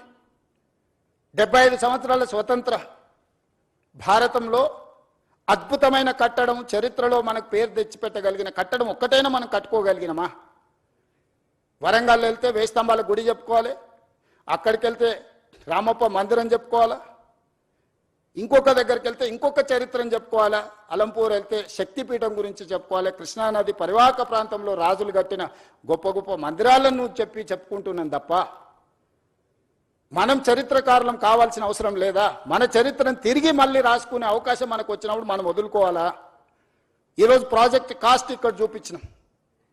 21 కిలోమీటర్స్ ఉస్మాన్ సాగర్ నుంచి Gandhi Sarovar 11.5 kilometers roughly, Himayat Sagar to Gandhi Sarovar 9.5 kilometers roughly.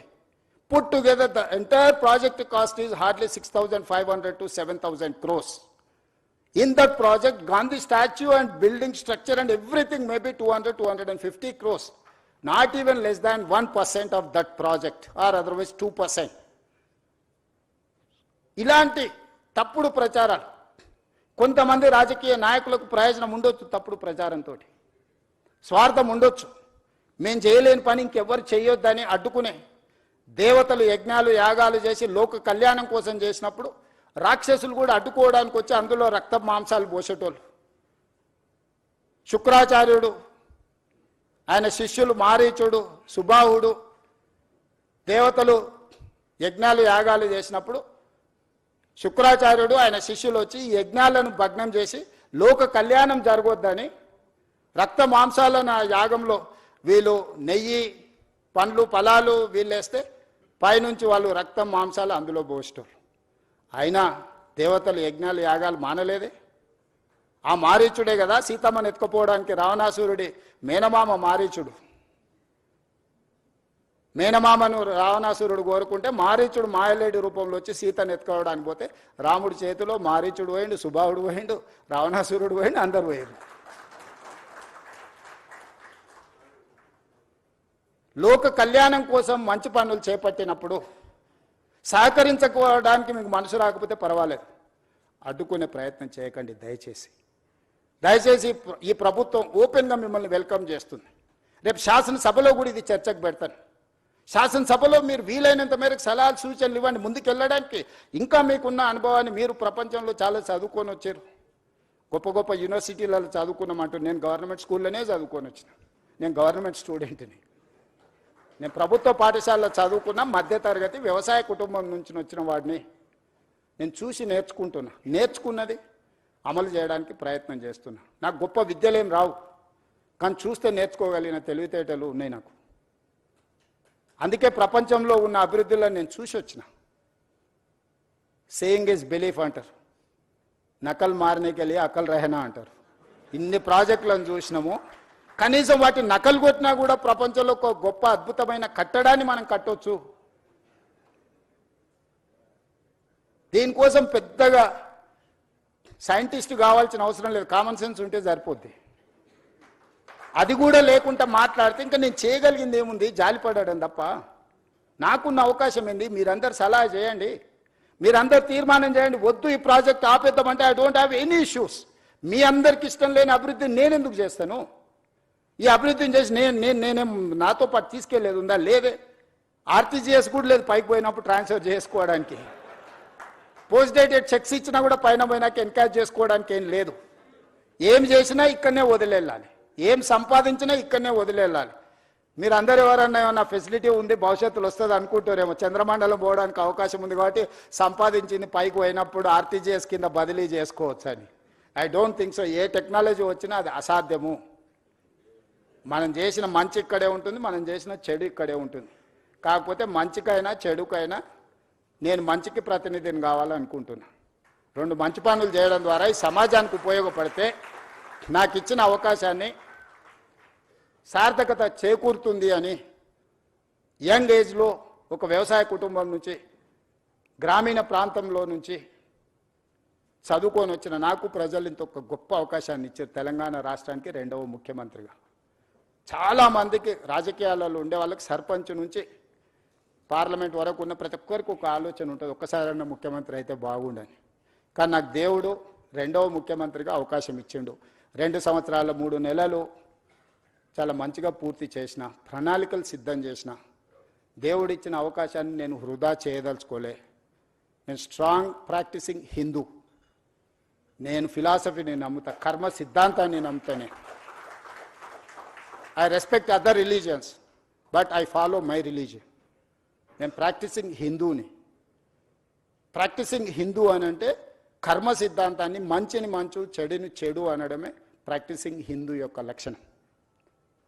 అందుకే ఈరోజు ఈ ప్రాజెక్ట్ ఎవరికి వ్యతిరేకం కాదు. ఈ ప్రాజెక్టు ఎవరి ఆస్తులను గుంజుకోవడానికి కాదు. ఈ ప్రాజెక్ట్ అనేది భవిష్యత్ తరాల కోసం మనందరం కలిసి నిర్మించుకుంటున్న ప్రాజెక్ట్. ఇది నా ఒక్కడి వల్ల కాదు. ఇలా పవర్ పాయింట్ ప్రజెంటేషన్ చేయడానికి ఎన్నో రాత్రులు, ఎన్నో గంటలు, ఎంతోమంది ప్రయత్నం చేస్తే ఆ డీటెయిల్ ప్రాజెక్ట్ రిపోర్ట్ ఈరోజు సిద్ధం చేసినాము. దీన్ని ముందుకు తీసుకెళ్లాలంటే కూడా ఆర్థికంగా అన్ని రకాలుగా మీరందరూ సహకరిస్తేనే ఇది సాధ్యమవుతుంది. ఔటర్ రింగ్ రోడ్ ఎటు నుంచి అటు పోయినా 160 కిలోమీటర్ల, 80 కిలోమీటర్ల యావరేజ్, 70 కిలోమీటర్లు ఒక సైడ్, ఇంకో సైడ్ 91 కిలోమీటర్. కానీ ఇట్లా మీరు డైరెక్ట్గా వెళ్తే వితిన్ 41 కిలోమీటర్స్, 35 కిలోమీటర్, 41 కిలోమీటర్స్లో హైదరాబాద్ ప్రతి ట్రాఫిక్ జామ్లో నుంచి ఒక ట్రంపెట్ క్రియేట్ చేస్తున్నావు. చార్మినార్ నుంచి బయలుదేరితే నువ్వు ఔటర్ రింగ్ రోడ్ వెళ్ళాలంటే ఇప్పుడు సిటీ అంతా తిరగాలి, గంటల కొద్ది ట్రాఫిక్లో ఇరుక్కుంటున్నావు. ఇలా డైరెక్ట్ ఆ ట్రంపెట్ మీదకి వచ్చేసే ఫ్లైఓవర్ ఎక్కేస్తే ఎలివేటెడ్ కారిడార్ ఎక్కితే you wanted to go Vijayawada or any place, direct గౌరెల్లికి వెళ్ళిపోతావు. నువ్వు ఐటీ సైడ్ పోవాలనుకుంటే ఇటు వెళ్తావు. ప్రతి జంక్షన్లో ఒక ట్రంపెట్ క్రియేట్ చేసి మూసీ మీదనే వీటన్నిటిని చేస్తున్నాం. ఇదే కాదు, ఈరోజు data centres, construction, landscaping biggest activity in the state, particular in core urban region. Water లేదు, వాటర్ స్కేసిటీ, గ్రౌండ్ వాటర్. ఈరోజు జూబ్లీహిల్స్లో చాలా మంది శ్రీమంతులు ఉన్నారు. మీరు ఎంత శ్రీమంతులు అని ఉండండి, 300 ఫీట్లలో నీళ్లు దిగలరా? మీరు తెస్తురా? 1300 ఫీట్లు బోర్ వేసినా నీళ్ళు వస్తలేదు. నేను ముఖ్యమంత్రి, మా ఇంట్లోనే 1500 ఫీట్ల బోర్ ఉంది. నేను కూడా నీళ్లు పైకి తేలేకపోయినాయి. ప్రకృతి కంటే మనం గొప్పవాళ్ళమా? ఈరోజు ground water just like that depleting. ఈరోజు యావరేజ్గా 1300-1400 ఫీట్లు ఈరోజు బోర్ వేస్తే కానీ నీళ్లు పడని పరిస్థితి వచ్చింది నగరానికి. ఎందుకు? కాంక్రీట్ జంగుల్గా మారిపోయింది. ఎక్కడ గ్రౌండ్లో వాటర్ పర్కులేట్ అవ్వడం లేదు. భూమిలోకి నీళ్ళు వెళ్ళినప్పుడు భూమిలో నుంచి నీళ్లు మీరు ఎట్లా బయటికి తీస్తారు? ఈరోజు చెరువులు, కుంటలు, నాలాలు అన్ని ప్రక్షాళన చేసి నీటి ప్రవాహాన్ని స్థిరీకరించి మూసీ నదిలో నిరంతరం నీళ్లు పెడితే గ్రౌండ్ వాటర్ పెరుగుతుంది. ఈరోజు ఇల్లు కట్టుకునేటోళ్ళకు కూడా వాటర్ హార్వెస్టింగ్ మ్యాండేట్ చేసినాం. రోడ్డు మధ్యలో హార్వెస్టింగ్ వెల్స్ ఈరోజు కన్స్ట్రక్షన్ చేస్తున్నాం. నీళ్లను ఒడిసి పట్టుకోవాలని ఒక విధానాన్ని తీసుకొచ్చిన హైదరాబాద్ నగరంలో నీళ్లు మీరు ఎక్కడ లోపలికి పోయి తెచ్చినా కొద్దిగా అందులో కాలుష్యం ఎక్కువ ఉంటుంది. బియాండ్ ఏ పాయింట్ మీరు బోర్ డ్రిల్ చేసి వాటర్ తెస్తే ఆ వాటర్ దేనికి పనికి ఉపయోగం ఉండదు. అదేవిధంగా కన్స్ట్రక్షన్కు మనం అత్యధికంగా ఖర్చు పెట్టి, ఇంతకుముందు వెంకట నరసింహారెడ్డి గారు చెప్పారు, కృష్ణా నది నుంచి, గోదావరి నది నుంచి మనం హైదరాబాదు నగరానికి తెచ్చే నీళ్లను పరిశ్రమలకు ఇచ్చినా, నిర్మాణ సంస్థలకు ఇచ్చినా 1 KLకి 180 రూపాయలు ఛార్జ్ చేస్తున్నాం అన్నాడు. ఇవాళ వాటర్ ట్రీట్ చేసి ఎస్టీపీల ద్వారా వాటర్ని తిరిగి వినియోగించుకుంటే 70 నుంచి 80 రూపాయలు 1 KLకి, అంటే మోర్ దాన్ 60% వాళ్ళ కాస్ట్ కట్టింగ్ చేయడానికి ఉంది. ఈరోజు వేలాది కోట్ల రూపాయలు, దాదాపుగా 2-3 లక్షల కోట్ల రూపాయలు మా శ్రీధర్ బాబు గారు డేటా సెంటర్స్ ఇన్వెస్ట్మెంట్ తీసుకొచ్చిన last 2 years. They need water. పర్టికులర్గా గ్రే వాటర్ ఇవ్వగలిగితే, ట్రీటెడ్ వాటర్ ఇస్తే వాళ్ళకు ఇన్వెస్ట్మెంట్ ఇన్సెంటివ్స్ ఉన్నాయి ప్రపంచంలో. సో ఈరోజు మనం ఆ వాటర్ని ఎస్టీపీల ద్వారా ఈ వాటర్ని విడిచిపట్టుకొని ఈ మూసీ నది ఎంబడే ట్రంక్ లైన్లు రిజర్వాయర్స్ వాటర్ రిజర్వాయర్స్ చేసి మనం పంపింగ్ చేసి వాటికి నీళ్ళు ఇస్తే వేలాది కోట్ల రూపాయల పెట్టుబడులే కాదు, రాష్ట్రానికి కూడా లక్షలాది కోట్ల రూపాయల పెట్టుబడులు వస్తాయి, రాష్ట్రానికి వేల కోట్ల రూపాయల ఆదాయం వస్తుంది. ఇదంతా గ్రోత్ ఇంజన్ కింద మారుతుంది, రాష్ట్రం యొక్క ఎకనామిక్ యాక్టివిటీ మారుతుంది. ఔటర్ రింగ్ రోడ్ వేసినప్పుడు కూడా కొందరు భూములు పోయినాయి, పోలేదా? శంషాబాద్ ఎయిర్పోర్ట్ కట్టినప్పుడు కూడా కొంతమంది భూములు కోల్పోయినాయి. ప్రకాష్ గౌడ్ ఎమ్మెల్యే గారు ఉన్నారు, ఆ ప్రాంతానికి 4 సార్లు ఎమ్మెల్యే. ఈ భూములని పోయినప్పుడు వాళ్ళని ప్రభుత్వం ఒక మానవీయ కోణంలో ఆదుకునే ప్రయత్నం చేసింది, నష్ట పరిహారాన్ని ఇచ్చినాం. ఈరోజు ఇంకా నేను అత్యధికంగా ఇస్తా అంటున్నా. ఆ రోజన్నా చాలా కన్జర్వేటివ్గా ఆ రోజు ఉన్న ఫైనాన్షియల్ కన్స్ట్రెయిన్స్లో ఎక్కువ ఇవ్వలేకపోయినారు. ఈరోజు సంపూర్ణంగా మనం అందిద్దాం అనుకుంటున్నాము. ఏం ఖర్చు పెడతామో చెప్పండి, హౌస్లో ఓపెన్ డిబేట్ చేద్దాము. పర్ పర్సన్ ఏమిద్దామో మీరు చెప్పండి. హార్డ్లీ 10,000 ఫ్యామిలీస్ ఉన్నాయి ఇప్పుడు ఈ మూసీ నది పరివాహక. మేము ఆల్రెడీ ఎన్యూమరేట్ చేసినాం. 4 నెలలు ఇంటింటికి వెళ్ళి ప్రతి దగ్గర ఆ ఇంటి వివరాలు అన్ని రాసుకొచ్చి డేటా కలెక్షన్ చేసిన 4 నుంచి 5 నెలలు కొన్ని వందల మంది అధికారులను మూసీ నది పరివాహక ప్రాంతంలో ఉన్న పేదల యొక్క వివరాలు అన్ని సేకరించిన. చాలామంది ఏమనుకుంటారు, ఏం లేదు జస్ట్ తెచ్చి కూలగొట్టాలనుకుంటున్నాను. తప్పు. ప్రతి పేదవాడి వివరాలు నా దగ్గర ఉన్నాయి. మూసీ నది పరివాహక ప్రాంతంలో నిరాశ్రయుల వాళ్ళు ఎవరున్నారు, వాళ్ళ కోసం డబుల్ బెడ్రూమ్ ఇళ్ళు ఏవైతున్నాయో 10,500 ఇళ్ళు కేటాయించిన. అయితే వాళ్ళకు కన్సర్న్ ఎక్స్ప్రెస్ చేశారు, మాకు ఇక్కడ ఉపాధి ఉన్నది, మేము చిన్న చిన్న పనులు చేసుకుంటాం, మేము ఇళ్లలో పని చేసుకుంటాం, మమ్మల్ని తీసుకెళ్ళి అక్కడెక్కడో వేస్తే మాకు ఈ పని పోతుంది, మాకు ఉపాధి పోతుందని నాకు సానుకూలంగా అనిపించింది. అందుకే ఎక్కడికక్కడ ఏరియాలు ప్రభుత్వ భూములలోనే వాళ్ళకి ఇండ్లు కట్టి ఇవ్వాలని ఈరోజు మా బట్టి విక్రమార్క గారు ఆ సంఘాలు వస్తే జన ఆందోళన సంఘంతో కూర్చొని వాళ్ళకి హామీ ఇచ్చిండు. ఈరోజు అంబర్పేట ఎమ్మెల్యే, అంబర్పేటలో 150 ఎకరాల భూమి ఉంది. ప్రభుత్వ కార్యాలయకు పోలీస్ అకాడమీ ట్రైనింగ్కి పోను. ఆ అంబర్పేట శాసనసభ నియోజకవర్గంలో మూసీ నది ఒడ్డున ఉన్న వాళ్ళందరినీ 20-25 ఎకరాలలో అక్కడ వాళ్ళకి ఇళ్లతో పాటు పాఠశాల కట్టి వైద్య సదుపాయాలు అందించి వాళ్ళకు ఒక క్వాలిటీ ఆఫ్ లైఫ్ని ఇవ్వాలని ఈరోజు మేము ప్రణాళికలు చేస్తున్నాం.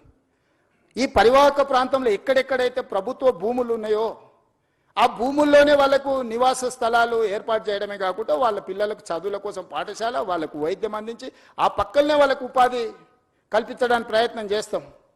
అసదుద్దీన్ ఓవైసీ గారు, అక్బరుద్దీన్ ఓవైసీ గారు వాళ్ళు మాట్లాడినారు, వాళ్ళ ఎమ్మెల్యేలు బలాల గారు ఎమ్మెల్యేలు అంతా మాట్లాడినారు. सर आप यहाँ हमारे जितने भी लोग हैं यहाँ छोटे मोटे काम करके जी लेते हैं, उन लोगों को आप दूर दूर लेके गए तो मुश्किल हो जाएंगे, हमारे लिए तकलीफ है. उनके सुझाव हम लिए. आने वाले दिनों में हम जहां वहां जो असेंबली एरिया में जो मूसी के अगल बगल में जितने भी लोग हैं वहां का वहीं हम लोग उन लोगों को जगह ढूंढ कर घर बना के देंगे. हम लोग, हम क्यों ऐसी सड़क पे छोड़ेंगे? हम उनके परिवार है, वो सब लोग चाहे तो मैं मुख्यमंत्री बने. उन लोगों को दुखी देने के लिए, नुकसान करने के लिए हम मुख्यमंत्री नहीं बना. मैं उन लोगों को वो मुझे चाहता है वो लोग, दुआ दिए वो लोग, इसीलिए आज मुख्यमंत्री 2 साल मैं कामयाब हो गए. उन लोगों को क्यों मैं नुकसान पहुंचाने के लिए मैं कोशिश करता हूं? क्या दुश्मनी है उन लोगों से? गरीब लोगों से मेरा क्या दुश्मनी है? मैं बड़े बड़े बंगले में, फार्म हाउस में नहीं रहता हूं, मैं भी झोपड़ियों में घूमते रहता हूं, हमेशा गरीबों से मिलजुल के रहता हूं. उन लोगों के तकलीफ, उन लोगों के दिल का धड़कन मैं समझ सकता हूं. उन लोगों के दुखी को दूर करने के लिए मैं कोशिश करूंगा. मैं कुछ चाहे तो बैठकर बात करूंगा. मेरा पूरा सिस्टम खड़ा हुआ है उन लोगों की मदद के लिए. हमारे एमएलए, हमारे मिनिस्टर्स, हमारे ऑफिसर सब लोग तैयार है. उन लोगों को जो जो जरूरत है हम लोग पहुंचा देंगे. किसी को दुख को पहुंचाने के लिए हम यहां बैठे नहीं है.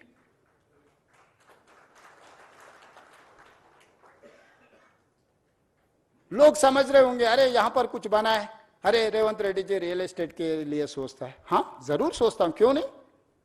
रियल एस्टेट मेरे घर पे कुछ लाने वाला नहीं है. 1000 लाखों कारीगरों को काम मिलने वाला है, इन्वेस्टमेंट आने वाला है. जीसीसी सेंटर बनाना है तो बड़े बड़े मंजिल बनाना है, 60-70 फ्लोर्स का मंजिल बना रहे. कौन करना है? ये इंफ्रास्ट्रक्चर मैं तैयार करना है ना. क्यों नहीं करना रियल एस्टेट सरकार? क्यों नहीं करना फार्मा? क्यों नहीं करना आईटी? क्यों नहीं करना टूरिज्म? क्यों नहीं करना एंडोमेंट टूरिज्म? क्यों नहीं करना मेडिकल टूरिज्म? ये सब सरकार का जिम्मेदारी है, ये लोग भूल जा रहे हैं।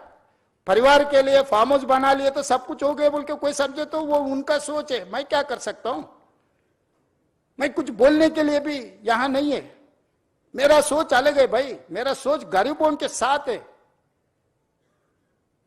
पैसे हैसो वाले इधर पसंद नहीं है तो सिंगापुर जाएंगे, सिंगापुर समझ में नहीं आया तो पहले दुबई जा रहे थे, 15 दिन से सब दुबई से फिर इधर आ रहे। देखो हकीकत, पहले बोल रहे थे अरे हैदराबाद क्या हैदराबाद है, दुबई देखो। अभी बोल रहा है भाई Hyderabad is safest place. Why? Because when war was going on, operation Sindoor, India Pakistan, that time you have organized Miss World in Hyderabad with safe. So Hyderabad is safest place for any person. ఈ రోజు ప్రపంచం అంతా మన వైపు చూస్తుంది, మనము తప్పిదాల వైపు చూడొద్దు. ఎక్కడైనా చెడు ఉంటుంది, ఆ చెడును మనము తొందరగా అట్రాక్ట్ చేస్తుంది. Social media double edged weapon. Positive నిజము గడప దాటక ముందే అబద్ధం ఊరంతా తిరిగి వస్తుందని వెనకటికి పెద్దలు చెప్పారు. ఈరోజు అబద్ధాలు చెప్పడానికి నెలకు 5 కోట్లు ఖర్చు పెడుతున్నారు అక్రమ సంపాదనను కొంతమంది. నేను ఇవన్నీ చెప్తే మా బట్టి విక్రమార్క గారు అంటారు అరే నీ ఆలోచనలు మంచుకున్నాయి, నీ పనులు బాగున్నాయి, నువ్వెందుకు చెప్పవు అంటాడు. నాకు దీని మీదనే సమయం సరిపోతుంది, రోజుకు 18 గంటలు. ఇది ఒక మీరు సొంత ఇల్లు కట్టుకుంటే ఒక 2000 స్క్వేర్ ఫీట్ సొంత ఇల్లు కట్టుకున్నా ఒక 3000 స్క్వేర్ ఫీట్ అపార్ట్మెంట్ ఇంటీరియర్ చేసుకోవడానికి మీకు ఎన్ని రోజులు పడుతుంది? మీ ఇంట్లో మీ సతీమణితో మీకు ఎన్ని తిట్లు పడుతున్నాయి ఉన్న వాళ్ళందరికీ తెలుసు కదా. కిచెన్ అట్లా లేదు, డ్రాయింగ్ ఇట్లా లేదు, డైనింగ్ అట్లా లేదు, బెడ్రూమ్ ఇట్లా లేదని. ఇంత పెద్ద ప్రాజెక్టును ఒక కాన్సెప్ట్ను కన్సీవ్ చేసి 0 to 100 చేయాలంటే ఎన్ని గంటలు మేము పనిచేసి ఉంటాం? ఇన్ని గంటలు చేసేటప్పుడు పేదవాడి బాధను మేము అర్థం చేసుకోకుండా చేస్తామా? పేదవాళ్లతో మాకున్న శత్రుత్వం ఏంది? పేదవాళ్ళ నిరాశ్రయులు చేయాలని ప్రభుత్వం ఎందుకు అనుకుంటుంది? పేదవాళ్ళతో శత్రుత్వం చేసినోడు తిరిగి మళ్ళీ అధికారంలోకి వస్తాడా? ఎక్కువ నా ఆలోచన ఏముంటుంది? ఇంకోసారి ముఖ్యమంత్రి కావాలి, మా ప్రభుత్వం రావాలని ఉంటుంది. అది రావాలంటే వాళ్ళకి మేలు చేయాలి, కానీ వాళ్ళని విధ్వంసం చేస్తే అది జరుగుద్దా? ఎవరైనా కామన్ సెన్స్ ఉండి any politician is going to commit such type of activity. ఇది చేస్తే రేవంత్ రెడ్డికి చరిత్రలో ఒక పేరు వస్తుంది, కాంగ్రెస్ పార్టీకి ప్రభుత్వానికి మంచి పేరు వస్తుంది. ఈ రెండు వస్తే రెండోసారి కూడా మేము అధికారానికి దూరం అవుతామని కొంతమంది కడుపులో కుళ్ళు, మాటల్లో విషం, చూపుల్లో పగ, ఈ 3 కాంబినేషన్స్తోని దీన్ని అడ్డుకునే ప్రయత్నం చేస్తున్నారు. ఇక ఇదంతా మీకు అప్పచెప్పిన నా జిమ్మేదారి అయిపోయింది. మీరందరు దీన్ని కాపాడుకుందామా లేకపోతే కాలానికి వదిలేద్దామా మీరే డిసైడ్ చేయండి. ఎందుకంటే మీ అందరు మెజారిటీ అభిప్రాయం లేకుంటే నేను ముందుకు వెళ్ళదలుచుకోలేదు. మీరు దీని మీద ఏమేం కావాలో సజెషన్స్ ఇవ్వండి. ఓపెన్గా వెబ్సైట్ ఇచ్చిండ్రు, ఆ వెబ్సైట్ ఒకసారి ఆన్ చేయండి, స్క్రీన్ మీద ప్లే చేయరు. ఆ వెబ్సైట్ ఉంది కదా, ఆ వెబ్సైట్లో musi.telangana.government.in. ఎవరు ఏం సలహాలు ఉన్నా, ఎక్స్పర్ట్స్ ఎవరు ఉన్నా కూడా మాకు ఇవ్వండి, మంచిని అన్నిటిని తీసుకుంటాము. సలహాలు మీరు ఎవరు ఇచ్చినా అది అమలు చేస్తే నాకే మంచి పేరు వస్తుంది, మా ప్రభుత్వానికి గుర్తింపు వస్తుంది. తప్పులు జరగకుండా సరిదిద్దే బాధ్యత మీదే. మీకే ఓపెన్ ప్లాట్ఫామ్, ఓపెన్ డయాస్ మీతో షేర్ చేస్తున్నా నేను. ఎవరు డిపిఆర్ లేదు, ఎన్ని వేలు అవుతుందో తెలియదు, ఏం జరుగుతుందో తెలియదు, తెర వెనక ఇది జరిగింది, తెర ముందు అది జరిగింది. ఇక ఈ ఊహాగానాలకు, కాన్స్పిరసీ థియరీస్కి పులి స్టాప్ పెట్టండి దయచేసి. ఇంకా మీరు పెట్టినా కూడా నేను అనేది ఏం లేదు. మనం అందరికీ చెప్తాం బాగుండా మంచి బట్టలు తొడుకోని, లేదు నేను ఇట్లనే ఉంటాను ఎవరన్నా బజార్లో తిరిగింది అనుకో అటు దిక్కు చూడడం మానేస్తాం. ఏం చేస్తాం? అంతకుమించి ఏం మార్గం ఉంది నాకు? మీరు చెప్పండి. చెడు చూడొద్దని ఎప్పుడో చెప్పారు, చెడు వినొద్దని చెప్పారు. మహాత్మా గాంధీ గారే చెప్పినట్టున్నారు కదా మనకు. సో ఖచ్చితంగా చెడు చూడను, చెడు వినను. మంచి ఏది చెప్పినా నేను స్వీకరిస్తా. మీలో ఒకడిని, నేను వేరు మీరు వేరు కాదు, మీలో ఒకడిని, మీతో పాటే ఉంటా. మనందరం కలిసి ఈ ప్రాజెక్టును ముందుకు తీసుకెళ్తాం. మీరందరూ మద్దతు ఇవ్వండి. ఒక అద్భుతాన్ని అంటే అద్భుతాన్ని ప్రపంచంతో పోటీ పడే విధంగా మన నగరాన్ని తీర్చిదిద్దుకుందాము. మన చరిత్రను కాలగర్భంలో కల్పొద్దు, మన చరిత్రను భవిష్యత్ తరాలకు అద్భుతంగా అందిస్తామని తెలియజేస్తూ ఓపికగా 2.5 గంటలు కూర్చున్న మీ అందరినీ మనస్ఫూర్తిగా మరొకసారి అభినందిస్తూ, నల్లగొండ ప్రజల యొక్క బాధను, అక్కడికి వెళ్ళి చూస్తే తెలుస్తుంది. ఇక్కడ మీరు కాలుష్యాన్ని మాత్రమే చూస్తారు.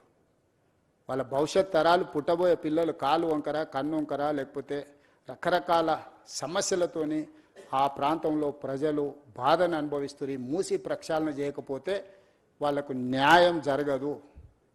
నల్గొండ ప్రజల యొక్క సమస్యను కూడా సానుకూలంగా అర్థం చేసుకొని ప్రాజెక్టుకు ముందుకు వెళ్ళడానికి అవసరమైన సహకారాన్ని సూచనలు ఇవ్వాల్సిందిగా కోరుకుంటూ మీ అందరి దగ్గర సెలవు తీసుకుంటున్నా. ధన్యవాదాలు.